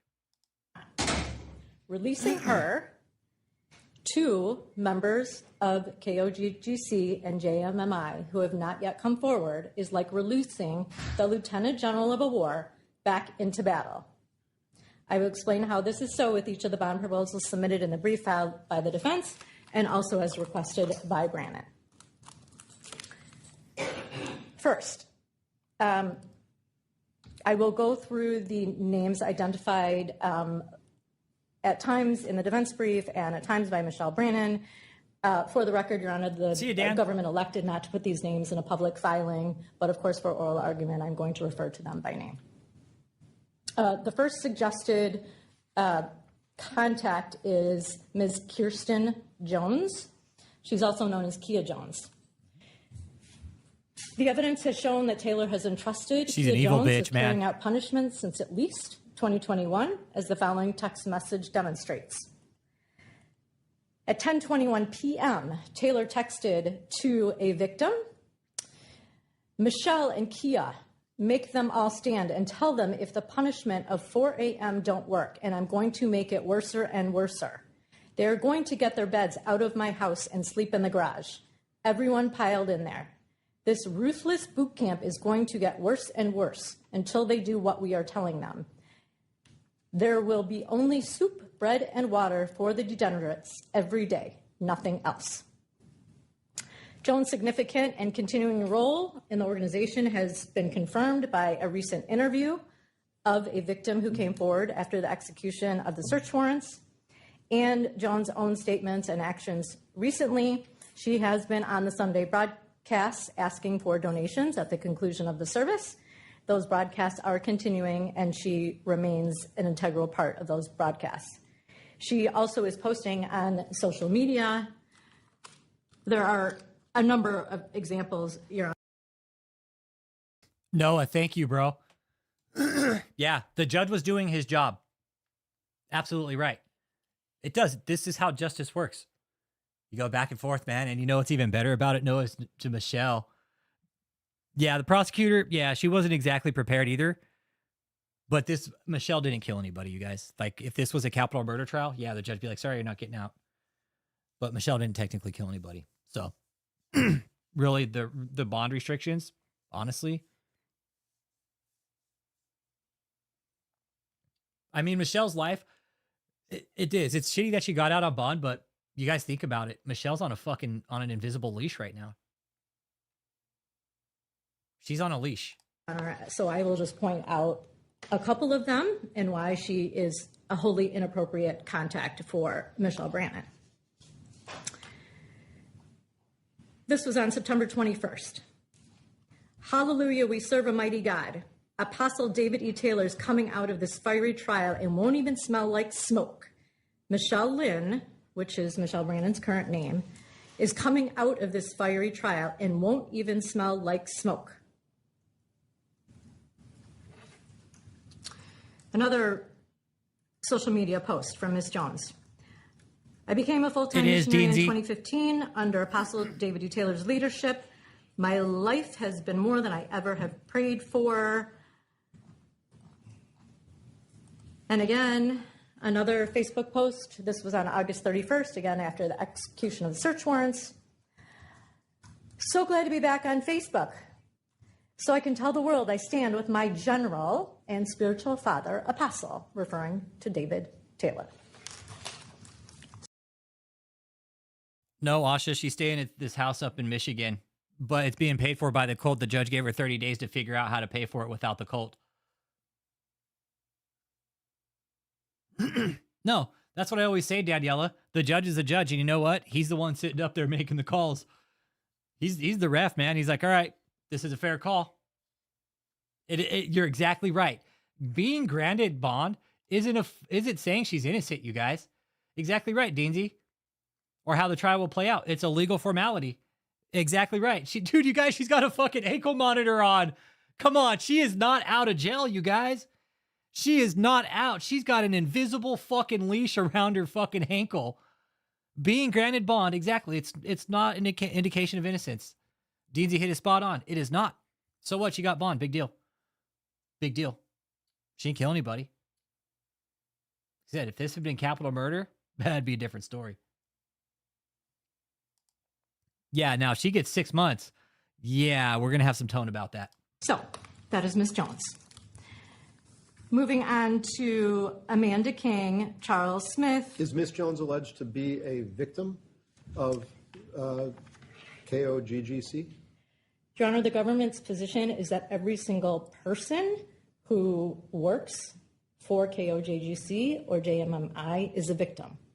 Whether they have come forward and admitted to themselves and to the government that they are a victim is another question. But yes, everyone who works there is a victim of David Taylor and Michelle Brandon. And where are they now, these 50, however Ms. many? Jones is right here, Your Honor. She can address, if the court wants to address her, she would categorize herself as anything but a victim. All right. I guess I don't understand where, you said there were 57 people residing at this mansion? That is correct, It's Your the Honor. government's term, you called it a mansion. Is it a real mansion? Yes. In a residential community? Yes. Is there barbed wire and guards around the mansion that would prevent anyone there from leaving of their own free will? No one is allowed to leave the organization of their own free will without the permission of Michelle Brandon and David Taylor, Your Honor. These people That's all true. They can't leave. are here today without permission because the government executed a search warrant at that address and released all of the people in the organization. Some people chose to be here and support Michelle Brandon. And one of those individuals is Ms. Jones, but as demonstrated by the evidence and by her Facebook posts, she is entrusted and has been entrusted with carrying out some of the punishments within the organization. So she is not an appropriate person for Michelle Brandon to have contact with. That is not how we... Michelle bailed herself out. She had a couple grand in her bank account. It was $10,000 bill. He paid 10%, $1,000. So she bailed her way out. Michelle did. Ensure the safety and security of the other victims who are attempting to heal from their psychological and physical trauma. Have any of those other victims seen medical providers and have medical records documenting any sort of physical harm or otherwise? Your Honor, I'm not going to get into the details of victims' medical records. I don't think that's appropriate in a public forum. I'm not asking you for names. I can represent, Your Honor, that the government has corroborated with substantial information the victim accounts of physical assaults. And just give me examples without names. When you say physical assaults, are there Sure. people with broken bones? Are there people with knocked out teeth? Are there people who are emaciated from not having nutrition? I'm just trying to understand. There were people who were in very, very bad shape there. Understand the facts behind the allegations of severe physical abuse. Your Honor, logical and physical abuse, sleep deprivation, food deprivation, denial of medical care, denial of contact with the outside world. The forced labor carried on in a number of different ways, not just mere physical abuse. But I'll give you an example because it relates to another person that Michelle Brandon has proposed to live with, and that's Mr. Joseph Bush. No, when you get bail in America, typically, if it's a cash bond, then you pay the whole thing. But if it's a bond, like what Michelle got, you pay 10%. So 10% of $10,000 is $1,000. So Michelle, wherever she got the $1,000 from, I don't know, but she had the bail money, so she paid her own bail. I'm sorry, what was the name? Mr. Joseph Bush. To another person that Michelle Brandon has proposed to live with, and that's Mr. Joseph Bush. I'm sorry, what was the name? Mr. Joseph Bush.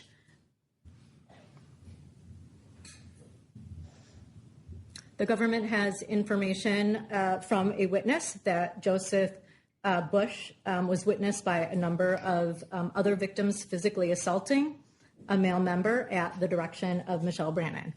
I'm simply giving one example, Your Honor. Again, this is Michelle Brandon's proposal of an individual that she should have contact with when she is on bond. This is an individual, again, that the government has evidence of physically assaulting individuals within the organization. And again, I'm not going to be tied to a specific number for purposes of a proffer. So I can certainly provide additional. Nope, the judge doesn't set the fraction. That's just how it works, man. No, they don't. No. They didn't let David out. The cult is back in the hotel. The cult is back in the hotel, everybody. Okay, they moved back in. I don't know how many people are there, but the fucking parking lot is loaded with cars. Information about Joseph Bush, but to answer your question, he is one of the individuals who has been seen assaulting another member at the direction of Michelle Brannon. All right, moving on to He's got to be brought to court first before they can even talk about giving him a bond. He hasn't even been to court yet, Papa Shango. Discuss Kia Jones. I'm going to continue to discuss Joseph Bush because that is an individual who has been proposed by Michelle Brannon. Joseph Bush admitted to the FBI on August 27th, the date of the execution of the search warrant, that he was one of the leaders of the organization, and he actually admitted that he was, and I'm paraphrasing, the third person in charge of the organization. Shortly after the execution of the search warrant, he went to a Chase Bank to access accounts. He was not able to take out money because the government had frozen the accounts, but he did go to a bank, and he did so because he is a signatory on many of the accounts. He's been in the organization for a long time, probably about 10 years. He's a lead host in online events. He posts on Facebook, and most significantly, Your Honor, Joseph Bush was with a number of victims at a victim services center in Tampa during the execution of the search warrant. There were a number of victims who wanted victim services. They wanted to speak with the government, and they wanted help from victim services. Without going into great detail, Joseph Bush was present at that location and encouraged those individuals, I will use that term lightly, encouraged individuals not to seek the help of victim services and not to speak to the government. And those individuals ended up leaving the center that was set up to help these people. So that's Joseph Bush. That's why Joseph Bush's ass is grass. Another individual is Amanda King. They're going to find all kinds of pictures of Amanda King's fucking hoo-ha on David's phone. Amanda King was proposed in the defense brief. She is a long-term member. She is very close with David Taylor. I will leave it at that. You know why she said I'll leave it at that? Because they found all kinds of fucking dirty-ass pictures in his phone of her. Oh, man, they're going to find so many pictures of Amanda King and David and probably just nasty pictures. Yep. That's why she said, I'll just leave it at that, because they know. They know. They know about Amanda King. Amanda King is one of the cult members who's been in this operation for quite some time. What did Joseph get out of the cult? A free meal and a place to live, because Joseph didn't want to get a fucking job because he wanted everybody else to fucking do work for him, but instead he just became a little fucking cuck for David. And I hope he's watching. I hope you're watching, Joseph, you little fucking douchebag. Joseph, if you're watching, that's why you're going to go to prison. Just right there, they mentioned you. Like, dude, you got mentioned in a federal court case. Joseph, it's not over for you yet, you fucking little Pillsbury doughboy.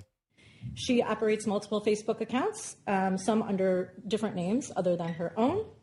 She supports Taylor and KOGGC from the accounts. Excuse me, I'm going to object to that. That's a mischaracterization of what was noted in the brief. All that was noted in the brief about Amanda King is she subleased a piece of property in this jurisdiction, should the court find that preferable over the original suggested location of Tampa Bay, Florida. Okay. Michelle wanted to go back to Tampa. All right. Well, I guess the thing I'm not understanding is pretrial services in their recommendation, number 5 is avoid all contact, directly or indirectly, with any victims, witnesses, or co-defendants.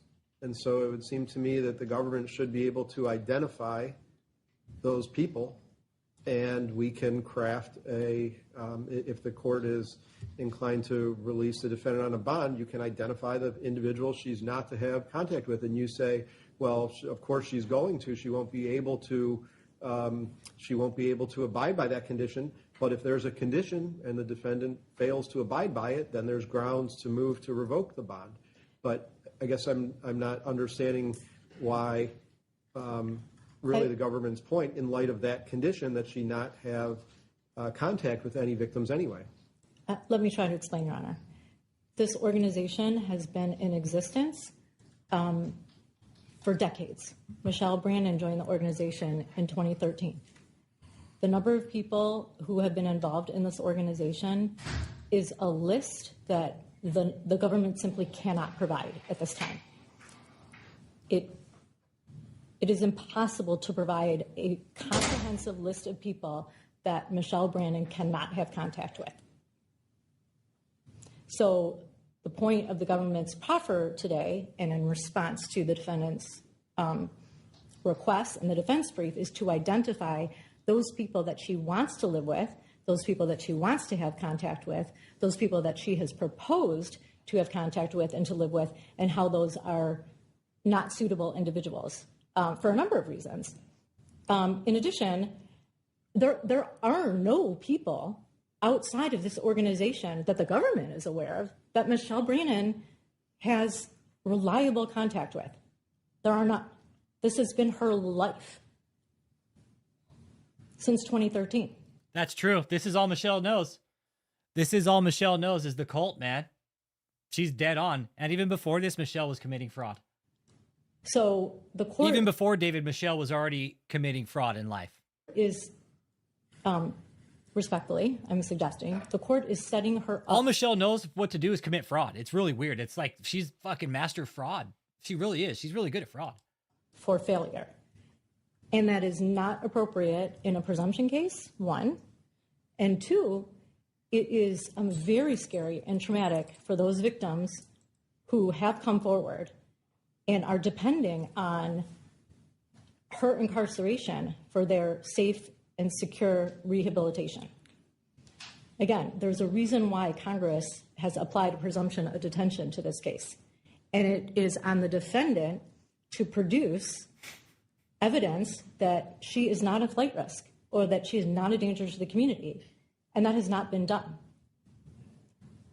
Well, I only asked a couple questions, and well, I haven't reached any conclusion, but at the same time, it would be inappropriate, I think, to not recognize that the pretrial services officer in Florida recommended a bond with fairly minimal conditions, and our pretrial services officers have recommended a bond with very extensive conditions, and the government's factual proffer to this point has been fairly lacking in detail about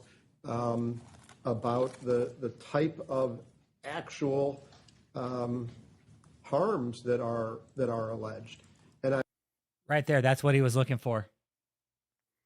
Right there, that's what they didn't bring, unfortunately. The harms, she stated off like what was in the indictment, but I read everything in the brief, and there's just not a lot of facts.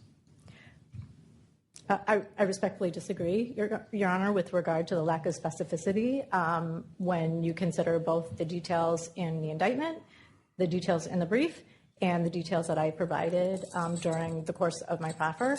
But since and the details that I provide, the details... Listen, you can hear Michelle's chains in the background. In the indictment, the details in the brief, and the details that I provided during the course of my proffer. But since you've referenced the pretrial services reports both in Tampa and Detroit, let me go through those and explain how Michelle Brandon has lied to the officers and why the recommendation is not appropriate. So beginning in Florida, the government has already explained how she lied to pretrial services there, both in the nature of her living situation in Tampa and the nature of her employment. So it is, although it is surprising that they recommended bond, it is in part because she misrepresented Yes, no ID. It's just time. her living situation and her employment situation to that pretrial services officer. To the extent that the defense proposed that that was some misunderstanding, the pretrial services officer filed an addendum in Florida confirming that the pretrial services officer reached out to the defendant's employers, Joseph Bush and Kia Jones, and that they returned the call. So there was not a misunderstanding. She misrepresented who her employers were. She is the employer of Joseph Bush and Kia Jones. Now that she is in custody, they are taking on a more active role in the organization and furthering the activity. I will leave it at that. Are they under indictment? Sorry? Are those individuals under indictment? Not in the current indictment, no, Your Honor. Sorry. Furthering the action and is in custody. Listen to this 30 seconds right here. Pay very close attention. The call. So there was not a misunderstanding that the pretrial services officer reached out to the defendant's employers, Joseph Bush and Kia Jones, and that they returned the call. So there was not a misunderstanding. She misrepresented who her employers were. She is the employer of Joseph Bush and Kia Jones. Now that she is in custody, they are taking on a more active role in the organization and furthering the activity. I will leave it at that. Are they under indictment? Sorry? Are those individuals under indictment? Not in the current indictment, no, Your Honor. Not in the current indictment. Everybody keeps asking, what about Joseph? What does that tell you? Not in the current indictment. Not in the current indictment, Your Honor. Not the current one.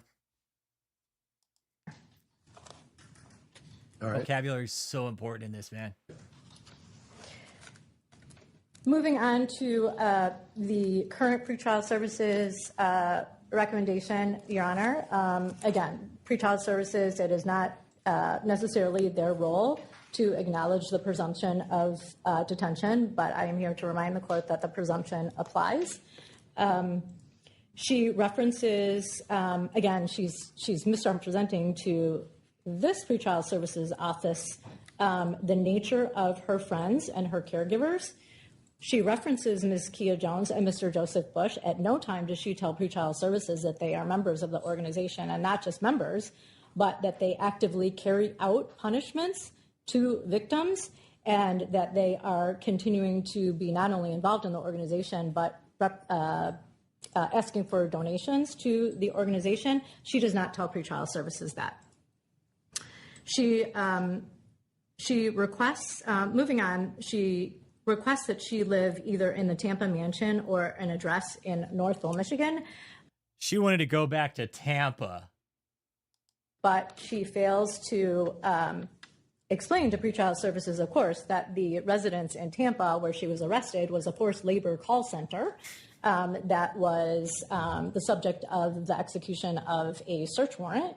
And she doesn't know this, but I'm here to represent to the court that... Here we go.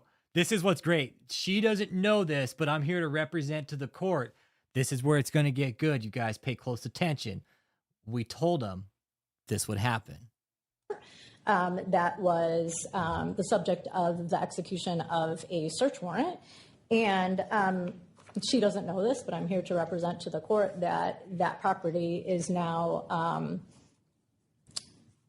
in the process of being seized by the government. So it is not an appropriate place for anyone to be residing from. Yeah, the 706 Guasando de Avila, that was a call center. They found 57 people in there, man. And you know what? You know what? We told them about it. We told Avila, we emailed them and called them and told them, like, hey, this is going on there. It's going to be a bad look for it when it fucking gets raided. It's going to get raided. Don't listen to us. But hey, here's the proof. We told you guys are doing it, but they didn't want to listen to us. And we have receipts of the emails, Papa Shango. We told them. When they moved in, they moved in April. I think we were right behind when we let Avila know. We're like, hey, you guys have a cult moving in. Your Honor, I object at this point in time to another misrepresentation to the court. I represented to this pretrial services officer these very allegations that have been blamed to my client. You'll have a chance to share your side. Yes, sir. I'm sorry. That's okay. So specifically, Your Honor, the government has filed a lis pendens against the mansion. So it is not locked by the government, and technically someone could go in and reside there if they wish. Well, who's residing there right at the moment? Anybody? There are individuals there, and thank you for asking, Your Honor, because I was just going to get to that. There are individuals who are residing there, and that is a concern in the neighborhood. The neighbors do not want people associated with this organization residing in that mansion. Right there. The HOA, you want to bet they had an emergency board meeting after this?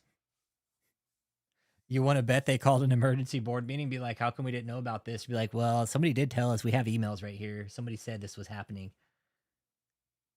Fuck no. Dude, we told them. Dude, we fucking told them. They're running the illegal call center there. Nobody fucking listened. Oh my God. Oh my God. We told them. We told them. We told them.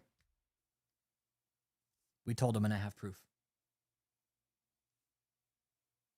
Me and Uncle Jake both have proof. We kept the receipts of the emails, you guys.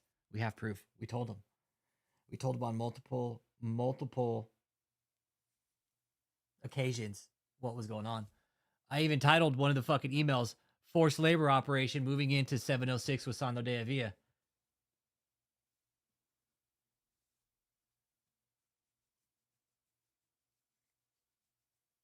We told them. It is an affluent neighborhood, and the neighbors are very concerned about people who are coming and going. I don't want to... They were concerned about people coming and going, but they didn't say anything, right? Publicly identify him, but there is I will call him a victim/witness who is currently residing there, and law enforcement has observed this individual coming in and out at various times of the day and driving a car to and from the residence. So again, this is not an appropriate place for her to be residing. The address in Northville, a number of concerns about that address, Your Honor. First, it is a rental property. Michelle Brannon has no income. Her only income came from KOGGC. So the question becomes, who is going to pay for that rent? The government submits to the court that donors to the organization will be paying that rent, and that is not an appropriate place of bond for her. For that reason, because it is approximately, I will just say it is in proximity to what the government will refer to as a women/children's house, where some of the women and children in the organization are currently residing. They are, I don't want to identify how far apart they are in a public forum, but they would share commercial and shopping areas. So it is not an appropriate place for Michelle Brannon to be living. That would be very frightening for the people in the community. And again, there's no information as regarding how she would pay the rent and the utilities, et cetera. There is another individual also who is proposed by the name of Charles Smith.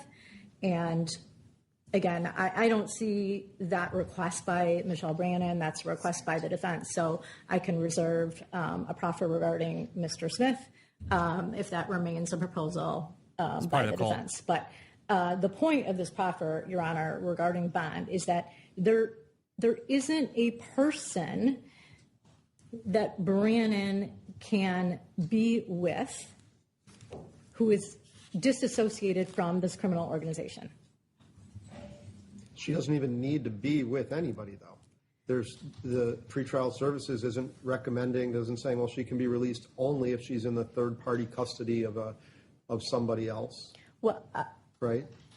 True, but the defense is requesting that she be given care by individuals who are still a part of the organization. So the defense argument is, but again, with regard to several conditions of bond, Your Honor, even if the court were inclined to let her live alone at some house that she has no ties to and has never had ties to before in this community, again, as the government pointed out in its brief, the only tie that she has to Michigan is her criminal activity. She has no legitimate ties to this community whatsoever. The ties that she's creating are ties to her criminal activity, period. So even if she... I love the way the prosecutor just labored her a criminal. She's a criminal, Your Honor. The only tie she has here is to this criminal organization. If she were to live alone, where would that be, one? And two, the bond conditions that would be imposed are impossible for her to comply with. Literally impossible. She knows no one outside of the organization. She will have contact. She needs money. She needs food. She needs people to assist her. And there is no one who will do that except people in the organization who are either witnesses or victims to her criminal activity, to David Taylor's criminal activity, and to perhaps other leaders in the organization. That is a solid fucking fact. She has no one. Michelle would literally have to get a fucking job.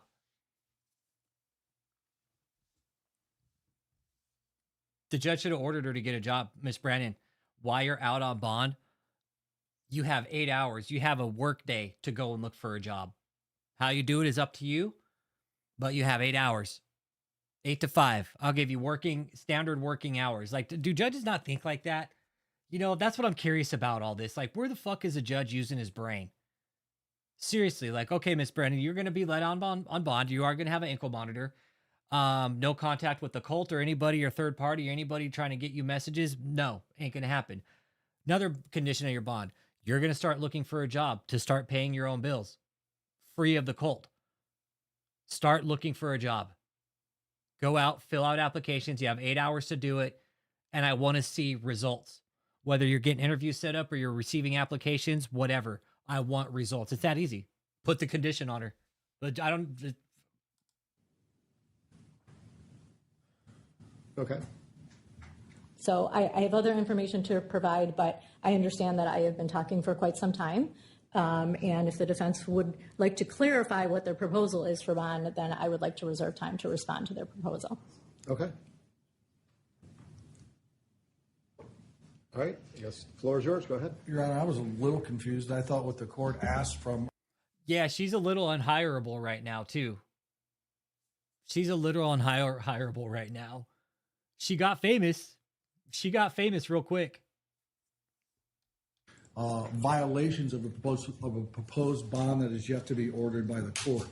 So I can take as much time as Ms. Cohen did arguing factually and disagreeing with her facts, but I thought your direction to both of us was to simply deal with the issue of bond itself and the law and the statutory considerations therein.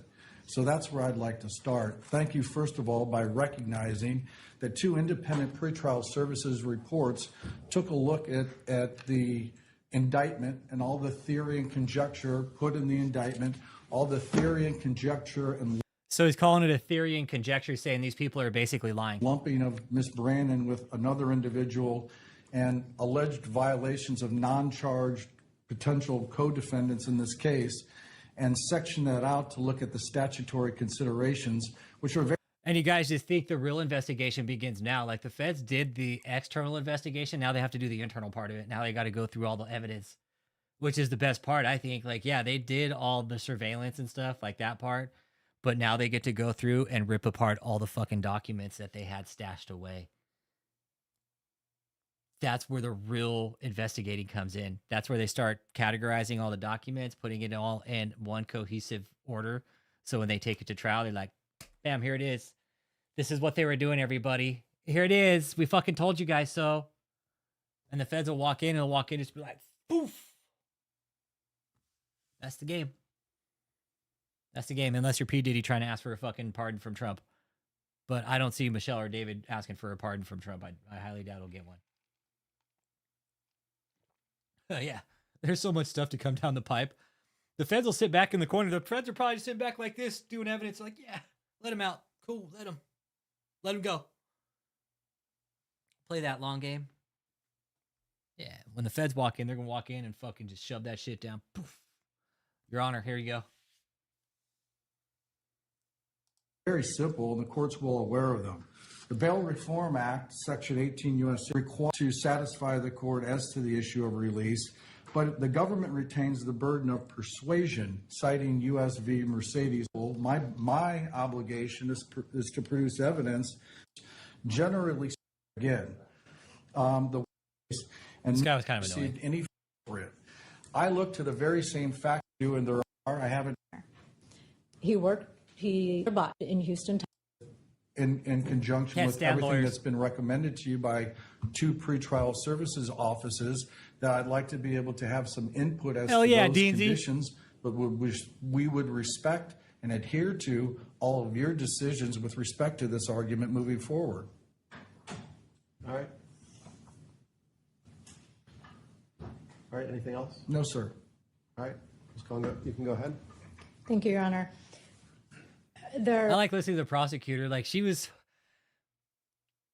good about not giving out the information, man. Like, she didn't want to give the meat and potatoes, letting Michelle know what they had. She wasn't going to give that up to Michelle. She was sitting right there. Why would she give out the information to Michelle sitting right there? There are a number of facts that... Exactly. Michelle's lawyer isn't working for free. That's the other cool part about it, right? He's getting paid right now. They're paying him however much they... Yes, there were kids in there. That's going to come out later. I'm telling you guys, there's kids there. It's going to come out later. Don't believe me. Just wait till it happens. If you don't believe me, that's cool. I respect that. But I'm telling you, there's about kids were abused, you guys. I know it happened. I know it did. Look at this sadistic bitch. Tell me she didn't fucking abuse children? Yeah, right. She'd be the type to put her fucking own hands on her kids. And probably, it wouldn't surprise me if Michelle let the cult members put their hands on her kids. That's the type of sick, evil bitch that Michelle is. Michelle would let other people beat her children and watch and get off on it. Need to be corrected. Adriana Didel will be speaking with regard to access to assets because the defense's representation is incorrect. Adriana Didel is the fucking chief financial fucking head honch in this case, man. She's the one uncovering all the money laundering. And I will let her do that in a moment. It's the IRS lady right there. You don't fuck with Didel, okay? Adriana Didel, she'll ruin your life, okay? With regard to the defense's representation that there was no place blocked or surrounded by a fence, that is incorrect. The principal call center for the last several years was located in Houston, Texas. It was a former hotel, Your Honor. David Taylor bought the former hotel. He converted it into a call center. He moved his workers there, not all of them, but many of them. A portion of them. Quite a bit of them. It's surrounded by a locked fence. There was an armed security guard, and no one came or went from that former hotel. No one. When the FBI executed a search warrant in Houston, Texas at that call center, they had to enter. Madam, that's what they're doing. Let it stack. In part through the roof for their own safety, because it was that heavily armed and that heavily secured by a fence. It was pretty secured, you guys. Like, her saying it was pretty heavily secured, like, I think it was. I think it was. They had several layers of protection before you even got into the hotel. So, yeah, I would say they had like a 2-stack or a 3-stack. They had a guy out there in a car with a gun, and then you still had to get through the doors, and they probably had more armed people in there. So, yeah, I would say that hotel was probably, it was guarded enough. So the representation that people could just come and go as they please. You say that heavily armed. There were people with firearms, guards? There was at least one armed security guard, Your Honor, who was... You said heavily armed as if it's like some sort of army base with machine gun turrets all over the place. I didn't mean to suggest that, Your Honor. That's the suggestion when you say it's heavily armed. I would have stuck with it, been like, yes, it was, Your Honor. We found guns there, and it was impossible for us to get in without the route we went. So, yes, it was heavily guarded. We had to go in the way we did because we couldn't get in with just basic access. We had to come in the way we did because we knew there were guns and we weren't going to take any risk with these people shooting at us like Waco. She could have put that right on the record. Your Honor, we took the precautions because this is why. I will clarify. And was this how often was this defendant in at that Houston location? Ever? I don't want to disclose that information right now, Your Honor. See, that's why that's what I love about her too. I don't want to disclose that yet, Your Honor. Sorry. We're not disclosing that information yet. Sorry, we're going to keep a lock and key on that one right now, sir. Suffice it to say that as a leader in the organization, David Taylor allowed her to stay in the very nice mansion in Tampa. It was a luxurious property for Michelle Brannon, not for the laborers and workers who live there, but for Michelle Brannon it was. And so that's where she was allowed to take residence because she was number two. She didn't stay at the hotel, which wasn't as nice. The other workers and other victims stayed at the hotel, which was surrounded by a fence and an armed guard. And no one could leave, get medical care, get food, see their families, or do anything without the permission of David Taylor or Michelle Brannon in that location. So that representation is just inaccurate. So, again, it absolutely is. Think of what Michelle's exactly, Deansy. Play the long game with this bitch, man. No, fuck that. Play the long game. Let her sit there and fucking simmer about what they have on her. Because Michelle doesn't know what they have on her. You're exactly right, dude. You're exactly right. You're exactly right. She doesn't know what they have on her. She doesn't know. And Michelle, she's going to brew about that. She'll brew about that. Be like, fuck, what do they have on me? Like, what have they found? What have they found that I don't know about? Michelle knows, though. Michelle knows what they're going to find. So she's probably shitting her fucking pants, Deansy. But you're right. They play a long game. Trafficking scheme, Your Honor, you have victims who have a wide-ranging reactions to their physical and psychological abuse. Some are ready to come forward and tell what happened to them. Some are not yet ready to come forward. The execution of these search warrants was just August 27th. Merely 30-some days ago. So it also is inaccurate to say that other witnesses aren't coming forward, and it is quite natural for victims who have elected. This I love this lady because she's spot on with her facts. So it also is inaccurate to say that other witnesses aren't coming forward, and it is quite natural for victims who have elected to come forward to encourage other people who have been similarly victimized to have the courage to come forward, especially if defendant number one and defendant number two are incarcerated, so they feel safe coming to the government and telling their story about victimization.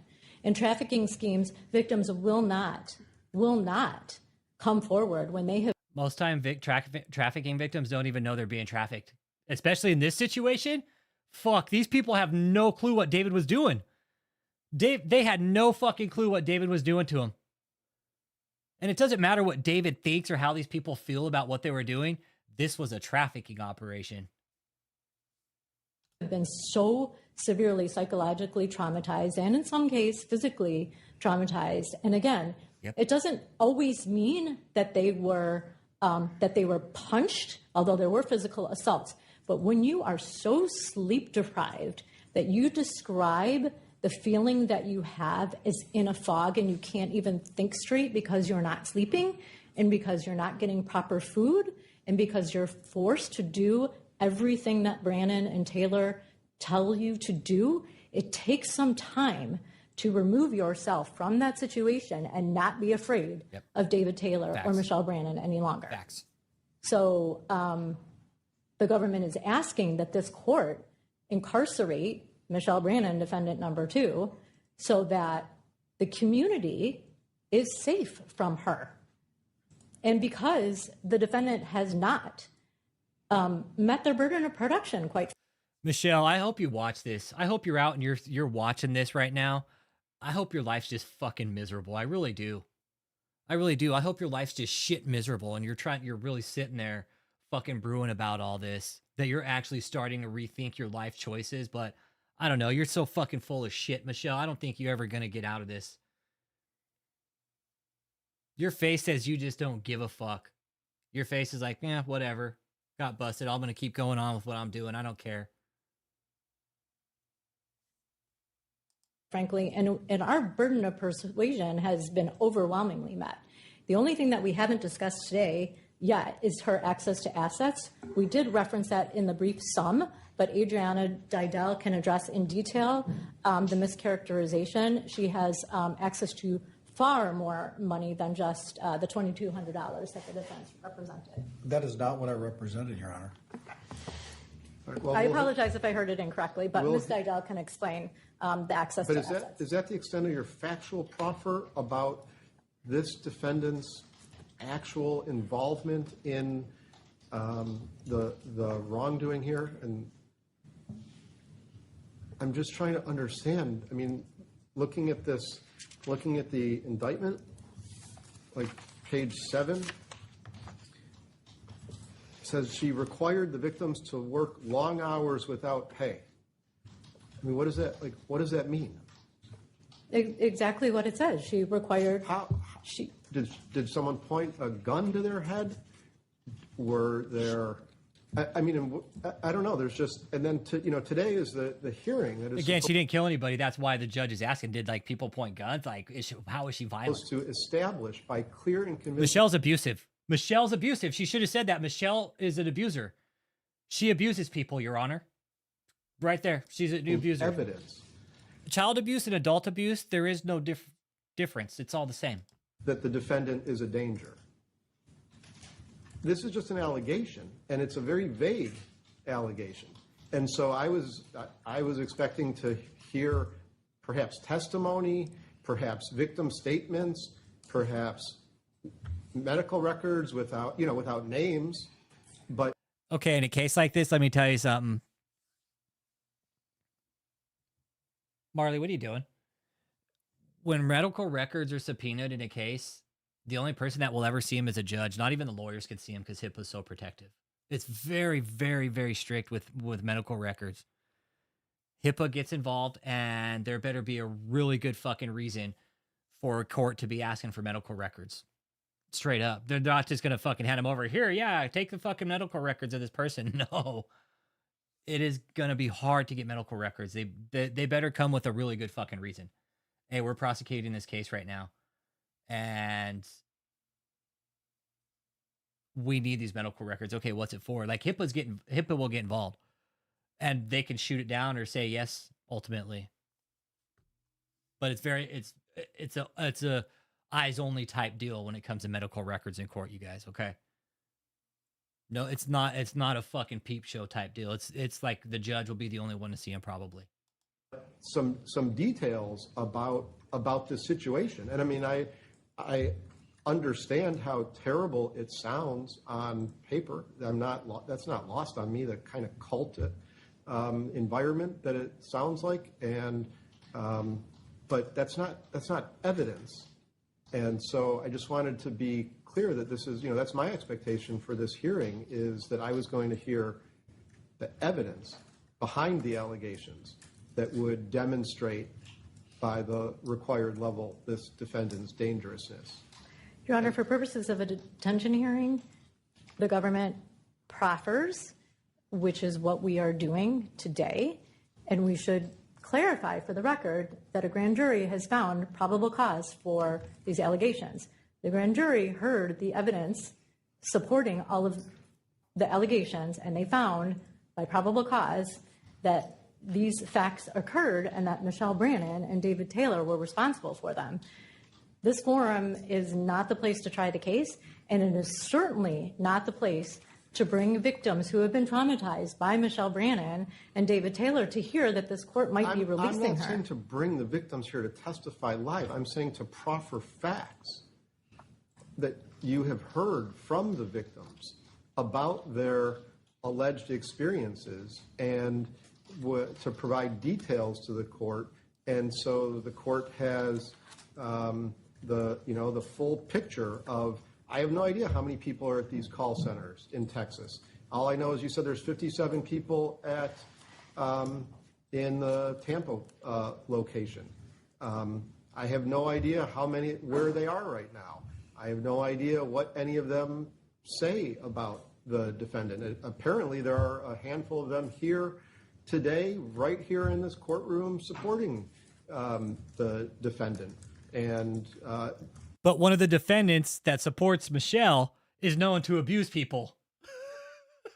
I see. I don't know if the government is contending that each and every one of them is a victim and they just don't realize it. They don't. I mean, I don't know. They don't. That's exactly what the government's contending. The judge just fucking took the words right out of her goddamn mouth. What are you contending? Yes, Your Honor. You're exactly right. These people don't know they've been victimized by David Taylor. It should have been that simple. Yes, Your Honor. Exactly. These people don't know they've been victimized. I don't know any of that. Maybe they are. I'm not foreclosing the possibility that sometimes I think, like in domestic situations, there's often a victim and that person doesn't realize it. Exactly. But I need to know the facts to be able to assess and make a decision about whether there's any place where she could be and not pose a real danger to anybody. House Your arrest was Honor, good. There is a presumption of detention in this case. The burden then switches to the defense to produce evidence that she is not a danger to the community or a risk of flight. They have not done so, especially when the court will allow Ms. Didell to speak to the assets that Michelle Brannon has. Only if they produce evidence that she is no danger or no risk of flight does the burden then switch to the government to persuade you that right, she is. The burden on the defendant at that stage is relatively light, and a defendant with zero criminal history can proffer the fact that they have zero criminal history. She's 50, That's wrong. Michelle committed fraud back in the day. 50-some years old, I believe. So she's lived 50-some years without incurring any criminal history whatsoever. That alone, I think, is sufficient to rebut the presumption, and then the presumption still remains as a consideration for the court. Exactly. This is just a bond hearing, you guys, not even a trial. I understand, but it's just, I don't know. The standard that applies is clear and convincing evidence. And so... Exactly. She's been doing this shit for the last 15 years. She just never got caught. I'm just being upfront. She makes that point too. Watch. Kind of like what I'm looking for to understand what this defendant's actual danger is or isn't. And I haven't made any decision. Your Honor, she has no criminal record in part because she's been in this organization as a leader since 2013. That's over 12 years that she's been in the organization, engaged in brutal criminal activity. You got this other idiot now being charged. Yep. So Facts. the fact that she has no criminal history really is not as significant. Right there, she hit it. Hey, she's been doing this the last 13 years, Your Honor. Fuck. Hey, she should. All her shit's right here. She's been doing it the last fucking 13 years, Your Honor. Absolutely. She just didn't get caught until now. And it might be, as it might be in another case. Here, it is not significant. I don't mean to be dismissive of her lack of criminal record prior to I shouldn't say 2013. She joined the organization prior to 2013, but she became a real leader in 2013. So, she's for 12 years. Absolutely is domestic abuse on a large scale. All these women were in a domestic abuse situation with David E. Taylor. Absolutely. Yep. But Michelle, she was head bitch. She stayed in charge by being a bitch. She's been engaged in sophisticated money laundering and a sophisticated scheme of forced labor where she's depriving people of sleep and food and medical care and contact with their family, and they take away their phones so that they can not communicate with family. So if they want to leave, they have no way to reach their family and say, I am being forced to work here. I cannot leave. Please help me. Please call the police. They cannot do that because their phones are taken away. So there is no way for these people to communicate with family and reach out for help. And if they don't comply with an order, they are further sleep deprived. They are, the food is taken away, and they are rebuked. And sometimes they are shoved in a garage in Florida with no air conditioning until David Taylor and Michelle Brannon decide that they have suffered enough and can come out of a garage in Tampa and come back to raising money for the organization so that Michelle Brannon and David Taylor can live a life of luxury. This is not a church. This is not a church that benefits a community. That enough should have been for the judge to be like, yeah, you're not getting out. You're making people live in a fucking garage. Yeah, no, sorry. In any way that a legitimate church benefits a community. This church is not a church. It is a forced labor scheme and a money laundering scheme where people were victimized for decades, and they were kept behind a fence in Texas after David Taylor bought that property. They were kept in a mansion in Florida. And what's the tie between this defendant and the Texas place? How do I know that she even knew about it or had anything to do with it? Bullshit. She fucking knew the whole time, Judge. You fucking pull your head out of your ass. Hold on. Hold on. Judge, are you fucking kidding me now, dude? Where the fuck did you get your motherfucking degree, you dumb fuck? I'm calling this judge out. What a fucking idiot. Okay. How do you know she had anything to do with that campus? Are you a fucking idiot? Jesus, holy Christ. This judge shouldn't be a fucking judge. What the holy fuck? Oh, how do you know she had any kind? How do you know that? Is this judge a fucking idiot? Holy shit, judge. You need to pull your head out of your fucking ass, man. I'm proffering that she, as number 2 in the organization, she was responsible for everything. And absolutely as was delineated in our brief, she's the signatory on nearly every single account. She knew as the financial leader of that organization. David Taylor wasn't really the financial leader. But Michelle Brannon was the financial leader. She knew how every single penny was spent in that organization. She kept track of every single thing that was bought and single thing that was spent. And she and David Taylor talked about every property, every gift for women, every transportation of a woman to David Taylor. This is all facts, you guys, and that's all going to come out in the end. Watch. It's going to all come out in the end. Like Deansy's saying, it's better to play a long game in this. Every gift to a woman that David Taylor wanted to be with, Michelle Brannon knew about every single penny. 100%. And I'm not going to try this case during the course of a detention hearing. And I'm right there. I'm not going to try this case during the course of a detention hearing. Spot on. Fuck, let her out on bond. She'll fuck up again. Prosecutor knows what she's doing, man. She knows what she's doing. She knows. No, for real. Maybe he's asking so she can make it clear what her evidence is so they can't appeal. This is what's so cool about it, Asha. It's a gamble with this, man. It's a gamble. It is. This type of shit is a gamble. Michelle's just sitting there and she could do nothing but listen to this prosecutor gamble with her fucking freedom. Yeah, she was his madam too. Oh, absolutely. No, Michelle was fucking David too. Yeah. Oh, yeah. No, this is the main concubine right here, man. You notice David's got a pattern with blonde women that look kind of manly-ish. Not going to describe in this forum. I'm not going to describe in this forum all of the government's evidence because this isn't a trial. This is a detention hearing. You're right. The money laundering didn't start until Michelle hit the scene.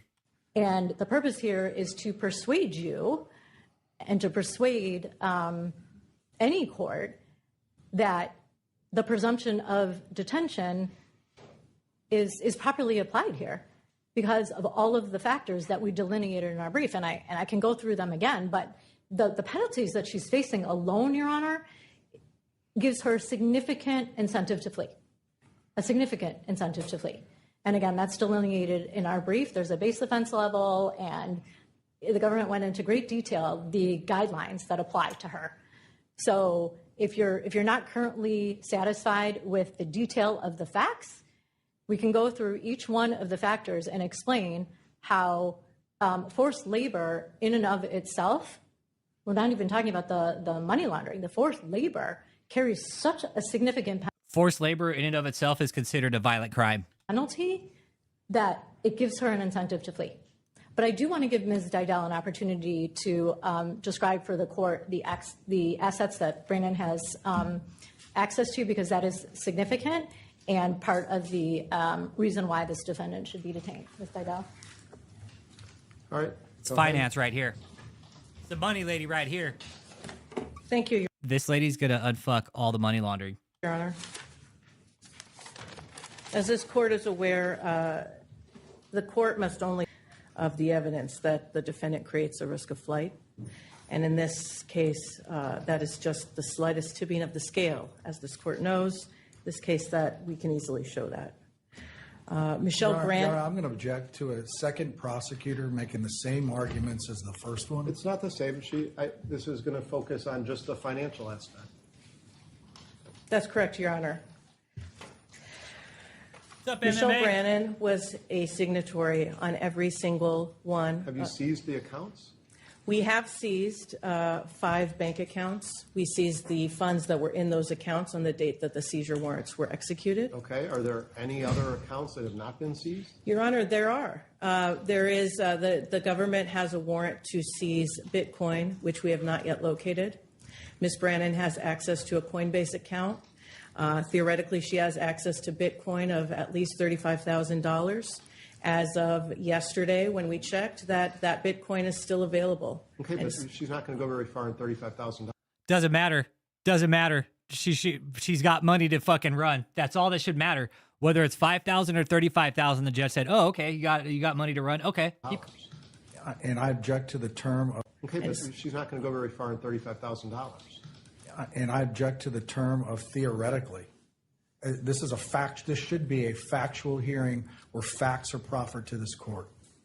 It is a fact that the church has a Bitcoin account with approximately $35,000 of currently valued Bitcoin in it. That's true. It is still available on the blockchain as of yesterday. Okay, but that's not going to, like I said, that's not going to. This is kind of where the judge pissed me off too. $35,000 is $35,000. That can get somebody somewhere. That could hide somebody for a bit. Easy. And get her very far.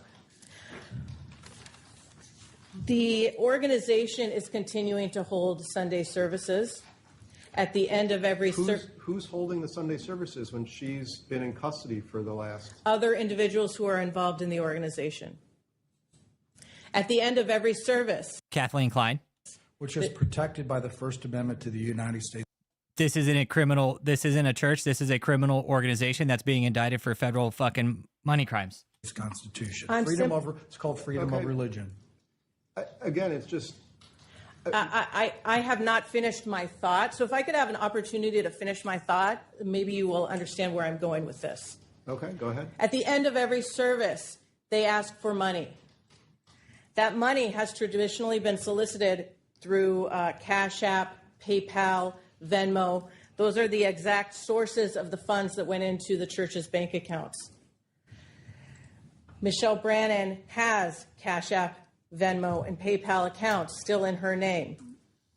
She has the church, members of the community who provide payments can provide payments to these accounts, which could provide a significant amount of assets for her and with which she could flee. In addition, this organization does not use only traditional means of holding their assets. As the government's brief shows, starting at page 19 and continuing on page 20, there were significant other assets not outside of financial institutions that were recovered when the search warrants were executed. Cash and gold. Including significant amounts of jewelry, gold bars, gold and silver coins. There are additional vehicles.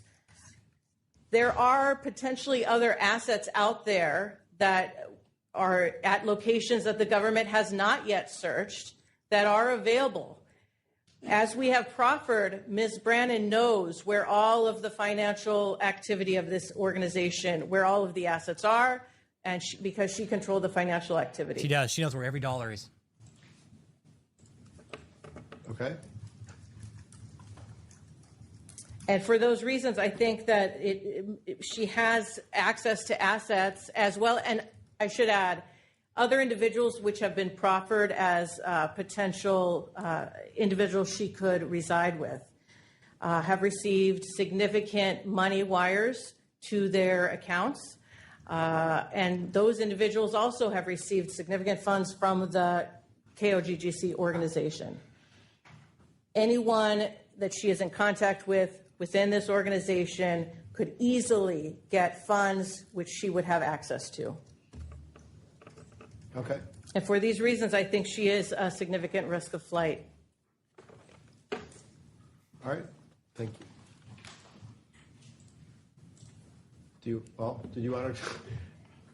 I wasn't exactly sure how was that just a break in your portion of the proffer, and or did you want defense to have an opportunity to address just the financial aspect at this point?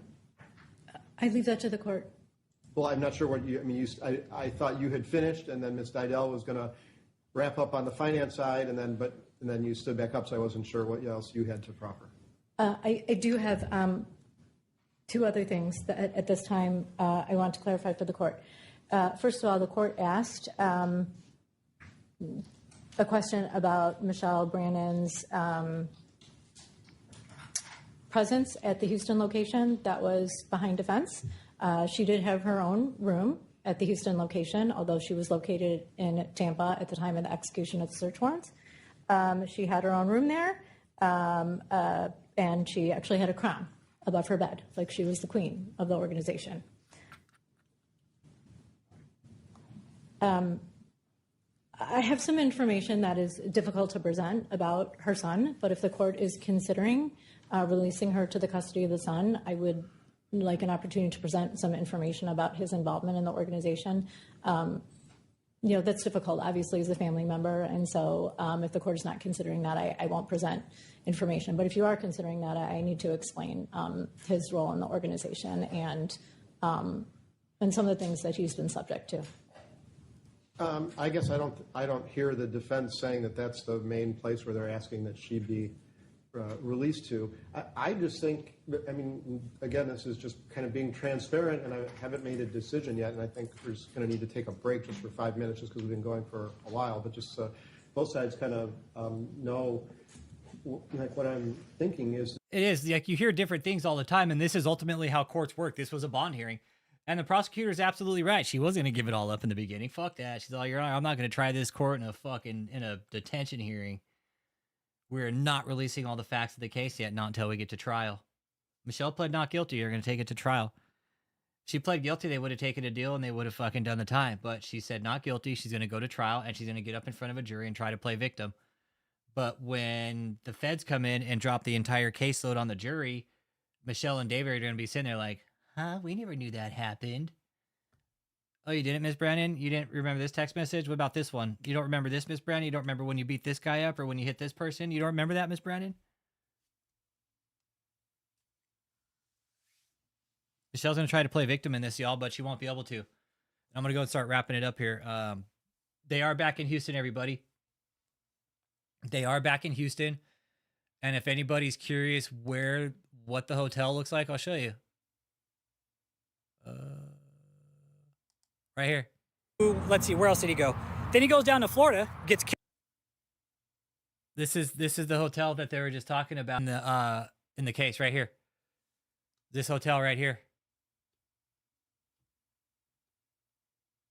Right here. This is it. So Houston, they moved everybody back into 14380 North Freeway, okay? Most of them are there. You go there, you're going to see a bunch of cars. I would start making complaints if I was you guys.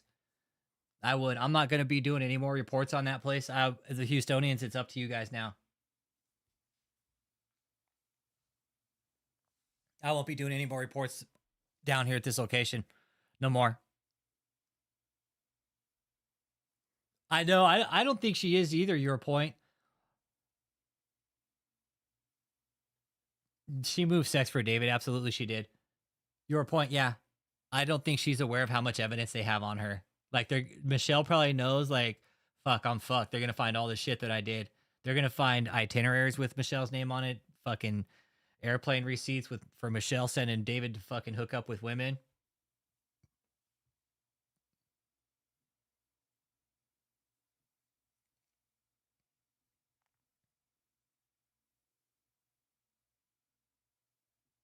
Yeah. Sad. Jenny Janiak, she looks unhealthy, man. It's a bummer.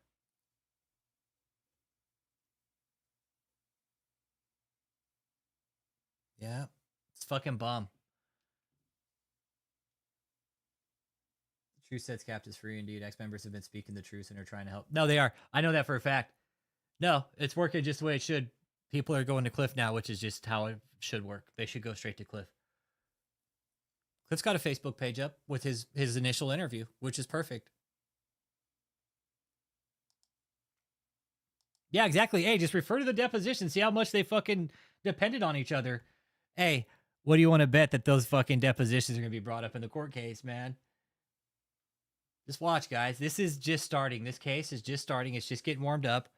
We've been talking about, but I wanted to do a video about the cult moving back into Houston. They're back there again now, you guys. So if you're driving by 14380, you see all the cars there again, it's because they moved the cult back in, okay? They've been kicked out of all their other places. They can't live in any more of these houses, man. They got kicked the fuck out. They had to go back to their little mecca down in Houston where it's... I don't even want to know what it's like living there. It can't be great. Nobody's working. I mean, who's going to bring in money now for the organization? Where are they getting their cash flow from? It's going to run out real fast. The place is going to get repoed by the government. And then the cult is really going to be out on the street, man. We told you guys to get the fuck out. We told you guys get out. We told you guys this would all happen, that they'd seize the properties, which are going to eventually, because they were all used for the criminal operation.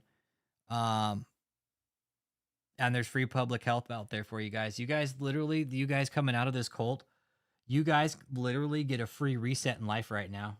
I would take it if I was you. I would take it if I was you. I'd take a free fucking reset. There was, Carrie. There was prostitution running there. There was prostitution. We knew about it when fucking Maheshi Expressi showed up. Yep, we've talked about that a lot, man. Yeah, they were turning tricks out of this place. We knew it. No, and there was prostitution here. I thought you were talking about here, and there was, yeah. No, we found that out through some sources. Not anymore. No, I don't think so anymore. Yeah, that's been determined. Yeah, that's been determined through multiple sources. Yeah, we found out before. I was going to come out and just say it without finding out the facts, and yeah, we did. We found out. There's a back gate right over behind this van. Like if you look just on the other side of this van right here, there's a back gate there. Yeah, they were bringing dudes in the back gate. There's a back access somewhere, and they were bringing people in the back.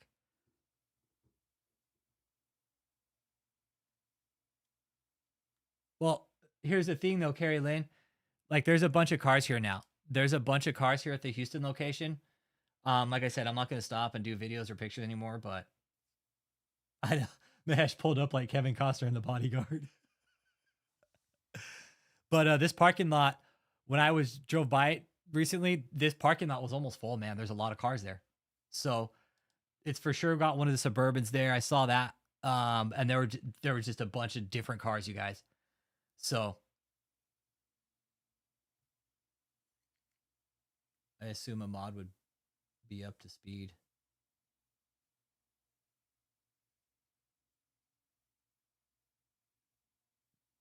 Oh yeah, some people aren't though. Yeah, Carrie Lynn, haven't you been part of the channel for a while? Like this is a big deal for us, man. David got busted. Yep. Yeah, absolutely, Carrie. Yes, absolutely. It was a front for turning tricks. Yeah.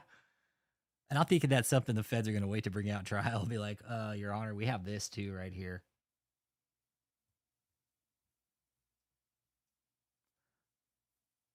Oh, well, Carrie Lynn, this isn't about Catherine Crick. Hey, what up, Jay Williams? This stream isn't about Catherine Crick. Did you read the title of the stream? We're talking about David and Michelle Brannon. We're not talking anywhere about Catherine Crick. I don't know where Catherine Crick came out of.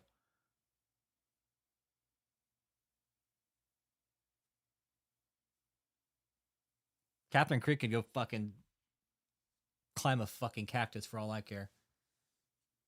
Wearing a fucking bathing suit. So yeah, this whole parking lot is full. Not full, but you guys, it's more cars than I'd ever seen there at one time.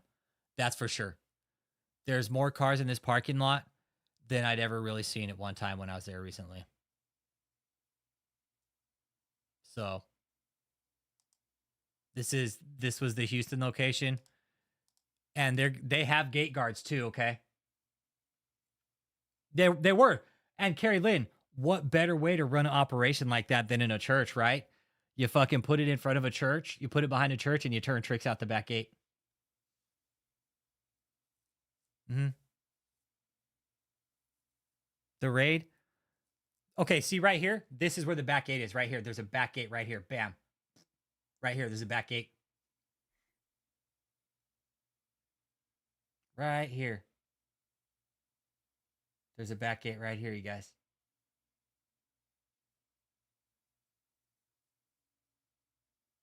So, they're back, you guys. They're back. They're back in Houston. Most of them are. You guys, it's a good portion that are back in Houston, okay? Google Maps? Okay, let's do it real quick.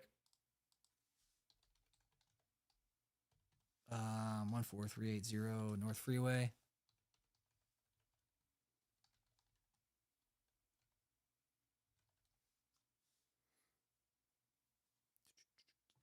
Oh, why didn't I get Google Maps? God damn it. Google Earth. There we go. That's what I want.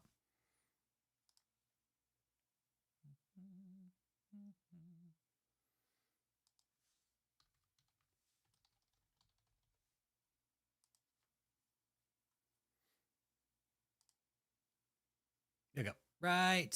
Bam. See this right here? This is the back gate. Is that it? Yeah, right here. Here it is. Right here. Right here. Here it is.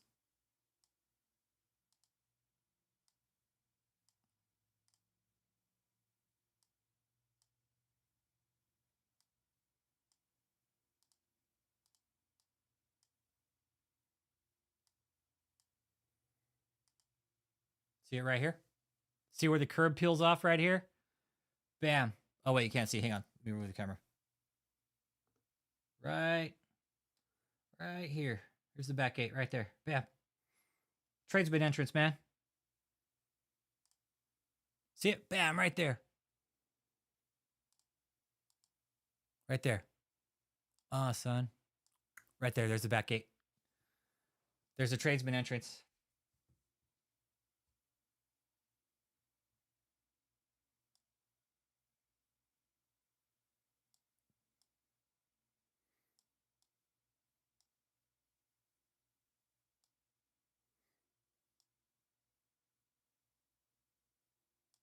That's it. Right here.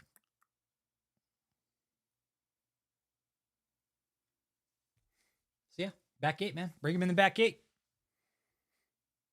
The whole front gate. The whole front gate was just a front on the whole operation. It was. This whole front gate right here, that was just for looks.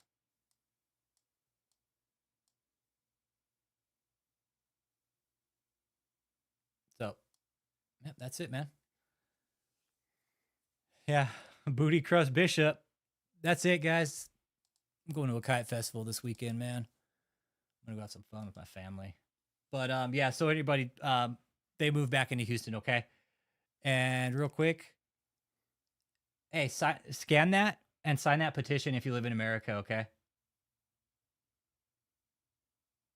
If you live in America and you haven't signed this petition already, go ahead and sign it, man. Okay? I also got a thumbnail right here in the bottom. It's to start taxing these motherfuckers, to start taxing churches with assets over 10 million. You guys, if we get this petition rolling big enough, you know what? It'll have to change, man. Exactly. Those that try to speak the truth try to suppress it, man. They try to get they try to pump fear into others, which is exactly why when David started like saying, "Oh, God's gonna get me in this and that." No, fuck you, David. You don't possess that power, dude. You don't possess that power. But to people who have been like force-fed religion, brainwashed by it, fucking said this is the way it's gonna be, and you have to listen or God's gonna get you and you're gonna die a horrible death. No, fuck that. That's bullshit. I'm here to tell everybody that. Fuck Signorelli. Fuck Signorelli. He's a piece of shit. But yeah, scan this right here. And let's get that petition rolling, man. Let's get it rolling. It's gotta start somewhere, man. It has to start somewhere. I say start it there. You start taxing them, start getting the ones clean up, right? Get their shit together, stop fucking around. There's so many. And that's why I think it's now such an important issue. We're going into 2026. You guys look at these rates that just happened at the end of 2025, going into 2026. Like, that's a big deal. To me, that's a big deal. It means the government's starting to fucking pay attention to the bullshit. And they really should. They really should. We sent in massive amounts of fraud reports to the IRS. I surely believe that those had an effect. I really do. So to everybody who helped along that way, help us some more, man. Sign that petition. Sign it. Share it. Sign it, share it. Yeah, exactly. Exactly. The shit that these people are doing in these cults to people, would you want it done to your kids? Ask yourself that. Would you want this done to your kids or your own family members? Brothers, cousins, aunts, uncles. Would you want this done to your kids, your family members? Catch you guys on the next stream, man. And you guys have a good weekend. And no stream, probably Friday, Saturday. So, yep. You'll have a good weekend, man. It's good having you guys on tonight. Hit that like and subscribe. Hit that petition right there at the bottom right corner here. And let's start fucking making let's start making an issue about the churches getting away with fucking money laundering. Especially since this church has got caught for laundering money.